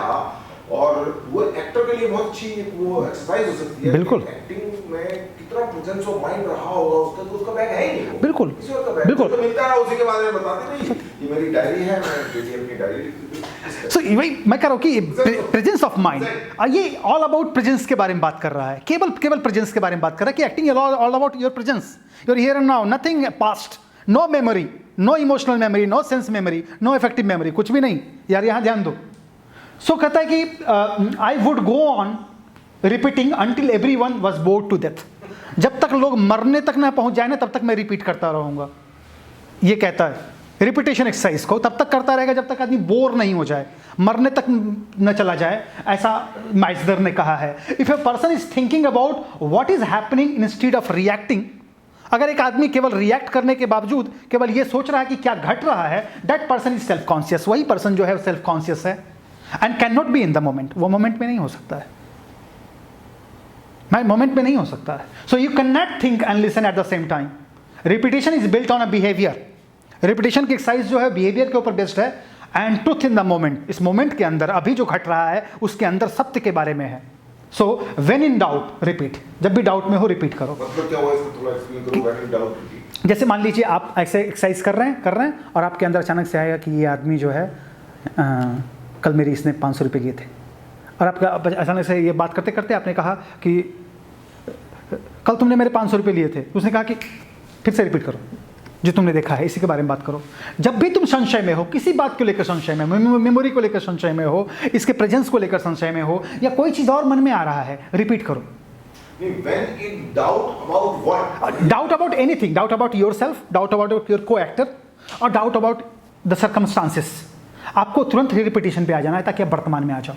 जैसे हम लोग हमारे यहाँ कहा जाता है ना कि जैसे कहते हैं कि रामायण में कहा गया है एक बात, इससे मैं बहुत अच्छा कनेक्ट करता हूँ मैं। तो रामायण में कहा गया है कि कलयुग में एक नाम आधारा, सुमरि सुमरि नर उतर ही पारा। कलयुग में एक आधारा सुमरि सुमरि नर उतर ही पारा, ये कहावत है रामायण में, तुलसीदास ने लिखा है। कलयुग मतलब क्या होता है? द युग विच इज पास्ट। पास्ट में एक ही चीज बचेगा, नाम, जिसको सुमर सुमर के तुम चले जाओगे उस पार, भगवान के पास। रिपीटिशन करने को कहा जा रहा है कि राम राम राम राम राम राम राम हमेशा करते रहो। ये राम राम राम राम करने की परंपरा या ओम ओम करने की परंपरा, ये परंपरा में रिपीटिशन क्यों है हमारी? ये इसी वजह से है कि जितना ही आप नाम करेंगे, जैसे कि लोग शब्द करते हैं, वो लोग जो पंजाबी लोग होते हैं, हम लोग राम राम करते हैं। हाँ जी। आपने बोला व्हेन इन डाउट रिपीट, तो वो पास्ट को वापस रिपीट करना है? नहीं, पास्ट को नहीं करना है, छोड़ देना है, वर्तमान को रिपीट करना है। मतलब उस बात को वहीं छोड़ देना है। जैसे ही आपके मन में पास्ट आ रहा है, छोड़ दो उसको। जैसे ही आप डाउट में कब आते हैं? जब आप पास्ट की कोई बात लाते हैं, आपको डाउट में जैसे ही आपका मन आ रहा है, आप वर्तमान में आ जाओ, रिपीट करना शुरू कर दो।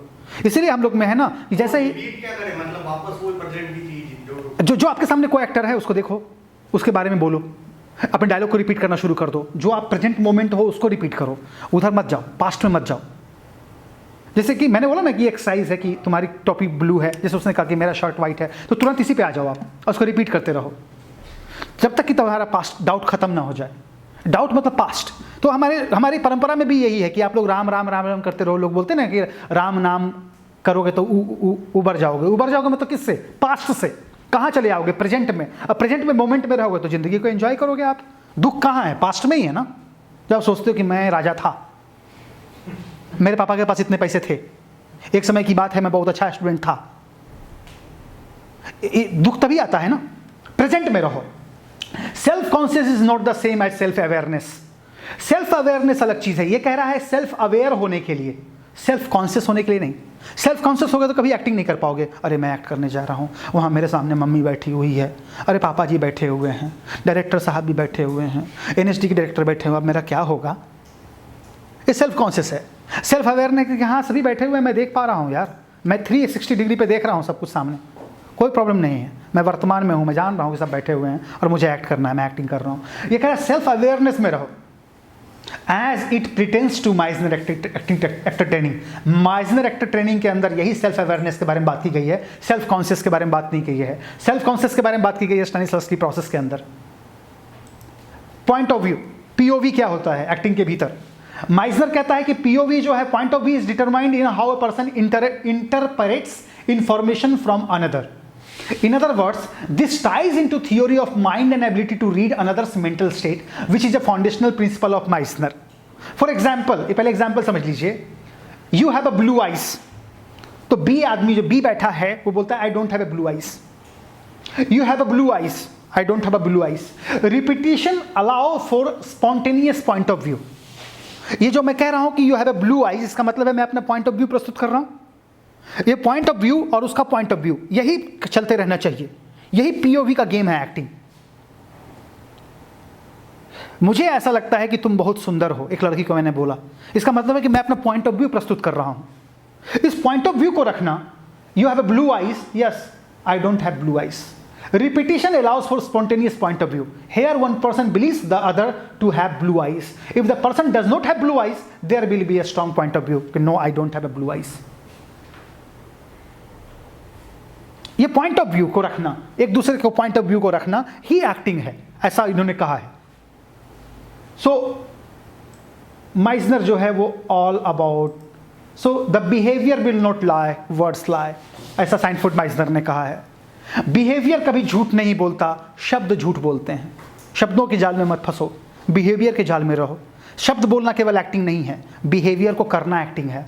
शब्द केवल एक सहारा, एक मीडियम है, ऐसा इन्होंने कहा सैनफोर्ड माइजनर ने। The behaviour will not lie, words will lie. Put attention on the other person, work of the other fellows behaviour. आप जब भी एक्टिंग कर रहे हैं, अपने अटेंशन जो है दूसरे एक्टर को एक्टर पे रखे रहिए। When your stage response is emotionally as true as your real response. In other words, when under imaginary circumstances, काल्पनिक दुनिया में रहते हुए, you respond the way you might in life, you are acting. इस काल्पनिक सर्कमस्टांसेस, इमेजिनरी सर्कमस्टांसेस के अंदर रहते हुए उस तरह से बिहेव करना जिस तरह से आप जिंदगी में करते हो, यही अभिनय है। यू आर एक्टिंग, आप अभिनय कर रहे हो।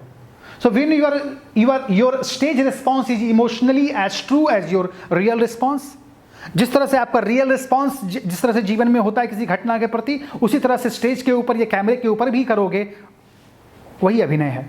न कि किसी चीज़ को याद करके और मम्मी मर गई थी तब वो मैं रोया था, ये सब करने की ज़रूरत नहीं है। आपको अभी क्या आ रहा है रोने पर उस घटना के प्रति, वही रिस्पॉन्स ही जो है वो ट्रू रिस्पॉन्स है, वही ट्रू एक्टिंग है। Most actors don't know when enough is enough. कहता है माइजनर कहता है कि बहुत एक्टर को पता नहीं होता है कि ज़्यादा क्या होता है। So you don't have to work very hard. ज़्यादा बहुत मेहनत करने की जरूरत नहीं है एक्टिंग के लिए यार। You just have to work right. सही से काम करो बस। Don't work hard, work right. Okay, work right, don't work hard. तो पिंच एंड आउच गेम जो है, जो उन्होंने एक्सरसाइज बताई है, in the pinch and ouch exercise one actor gives the other a stimulus that makes the actor respond. जिसे मैंने कहा कि तुम्हारी आंखें नीली है, तो वो उसकी आंखें नीली होगी तो कहेगा हाँ मेरी आंखें नीली है।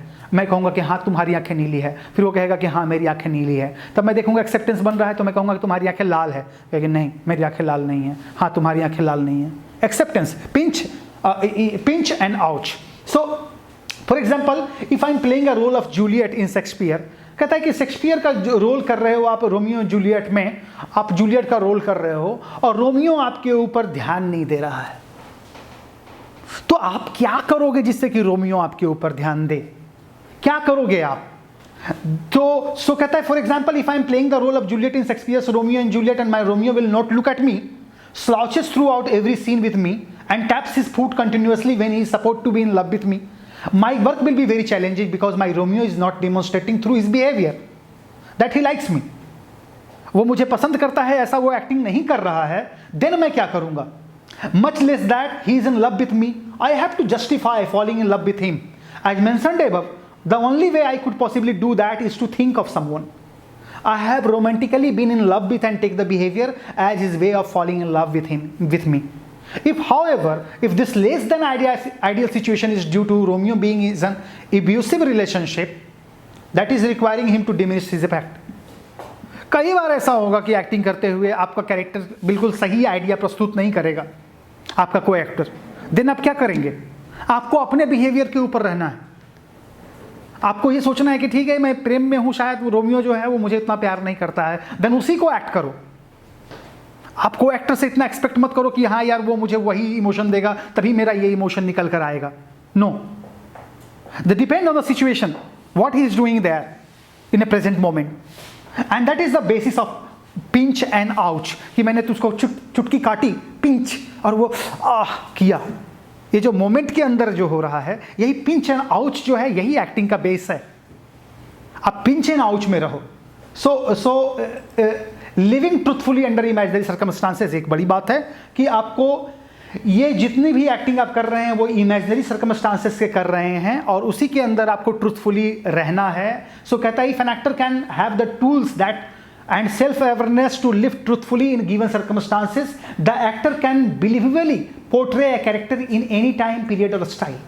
अगर एक्टर जो है वो अगर ये जानता है, अगर वो सेल्फ अवेयरनेस में है, तो वो बिल्कुल ही ट्रूथफुली उस सर्कमस्टांसेस के भीतर जी सकता है। सो एक्टर की बिलीविटी जो होती है कैरेक्टर को बनाने के लिए, वो किसी भी तरीके का कोई भी पीरियड कोई भी स्टाइल का कर सकता है अगर वो ट्रूथफुली उस इमेजिनरी सर्कमस्टांसेस के अंदर रहता है। What I am saying is that the truth of ourself is the root of our acting. जो भी हमारे भीतर का सत्य है वही एक्टिंग का सत्य है, वही एक्टिंग करवाएगा मुझसे। मैं किसी और का सत्य लेकर नहीं एक्टिंग करूंगा। What I am saying is that the truth of ourself, जो हमारे भीतर का सत्य है वही एक्टर का सत्य है, वही रूट ऑफ आवर एक्टिंग है। Meisner actor training is primarily two people working in a relationship. Awareness of self and another's perception are the focus, thereby honing the ability to perceive. This awareness is at the core of Meisner technique. Another's perception का क्या मतलब है? Another's perception कि जब मैं acting कर रहा हूँ और मुझे देखकर कोई आदमी अंदर आ रहा है और मेरा कोई एक्टर बोल रहा है कि आज तुम बहुत उदास लग रहे, इस बात को मुझे नोटिस करना है कि क्या मैं उदास हूँ। एक्टर का अगला डायलॉग यही होगा ना, या तो एक्सेप्टेंस में बोलेगा या एक्सेप्टेंस में नहीं बोलेगा कि हाँ मैं उदास हूँ, या बोलेगा हाँ मैं उदास नहीं हूँ। तो इसको अगर आप कंसिडरेशन के अंदर रखेंगे कि दूसरे का परसेप्शन क्या है मेरे लिए, तो आपका एक्टिंग अपने आप हो जाएगा। सो ये perception of the are the focus, another perception को फोकस में रखना है, मतलब सुनना है एक्टर को। जैसे ही आप इसको फोकस में रखेंगे आपका एक्टिंग अपने आप होगा, इतना चिंता करने की जरूरत नहीं है, इतना अतीत के बारे में सोचने की जरूरत नहीं है। ये लाइफ में भी आप करके देखिए इस चीज़ को, हमेशा प्रेजेंट में आप रख के देखिए अपने आप को इमेजिनर के अनुसार। अब देखिए ज़िंदगी आपका कैसा एंजॉयमेंट में बीतेगा, पूरा एंजॉयमेंट में। अभी से आप करके देखो ना ये 2 बजे से कि मैं प्रेजेंट में रहूँगा, मैं पास्ट में जाऊँगा ही नहीं, मैं किसी बात के लिए चिंता नहीं करूँगा, और आप देखेंगे कि ज़िंदगी को एंजॉय कर रहे हैं आप बिल्कुल लाइट हो जाएंगे। इसमें कितनी स्लाइड और देखा जाएगा? ये खत्म हो गया। Thank you. सर एक क्वेश्चन था जी, अब आप पूछ। में जो आपने वो बताया था बिहेवियर वाला, जैसे रोमियो मुझे नहीं देख रहा है, या तो कोई एक्टर फिर कैसे रिएक्ट करेगा? कोई एक्टर को, इसीलिए आपको कह रहे हैं कि कई बार ऐसा होगा कि कोई एक्टर आपका रिएक्ट बिल्कुल अलग तरीके से कर रहा है, देन हो सकता है कि आपको बिल्कुल अलग तरीके से ही एक्टिंग करनी पड़ेगी, कुछ नहीं कर सकते आप। एक कॉन्ट्रास्ट पैदा नहीं करना, क्योंकि इमेजिनर थ्योरी तो है कि जो को एक्टर करता है उस पे ही आपको तो तभी भी वो वही कह रहा है कि वैसे ही रिएक्ट करना है आपको। आपने बोला था कि वो जूलियट को ये सोचना है कि मैं किस हिसाब से किसी और से प्यार करती थी वो दिखाऊं, तो वहाँ पे वो भी नहीं दिखाना है। नहीं मतलब आपको पास्ट में नहीं जाना है कि अच्छा मैं मेरा अपना प्यार कैसा था, मैं नहीं, आपको यही देखना है कि सामने वाले से मुझे क्या बिहेवियर मिल रहा है। तो मान लीजिए मैंने एक एक्टिंग कर रहा था मैं जूलियस सीजर में, और जितना आपको मिल रहा है पार्टनर से, अगर हो सकता है उस दिन आपको ये मानना है कि हो सकता है आज मेरा जो रोमियो है बेवफा है, नई प्रेमिका मिल गई उसे, ऐसा ही सोचना है आपको। आलू के पराठे आज किसी और के साथ कोई खा रहा है। स्टार्स वाली स्टोरी में हाँ अरे नहीं खा रहा। सेंस मेमोरी है, वो अफेक्टिव मेमोरी हो सकती है। सेंस मेमोरी, इफेक्टिव मेमोरी, हाँ सेंस मेमोरी, इफेक्टिव मेमोरी के अंदर सेंस मेमोरी हो सकता है।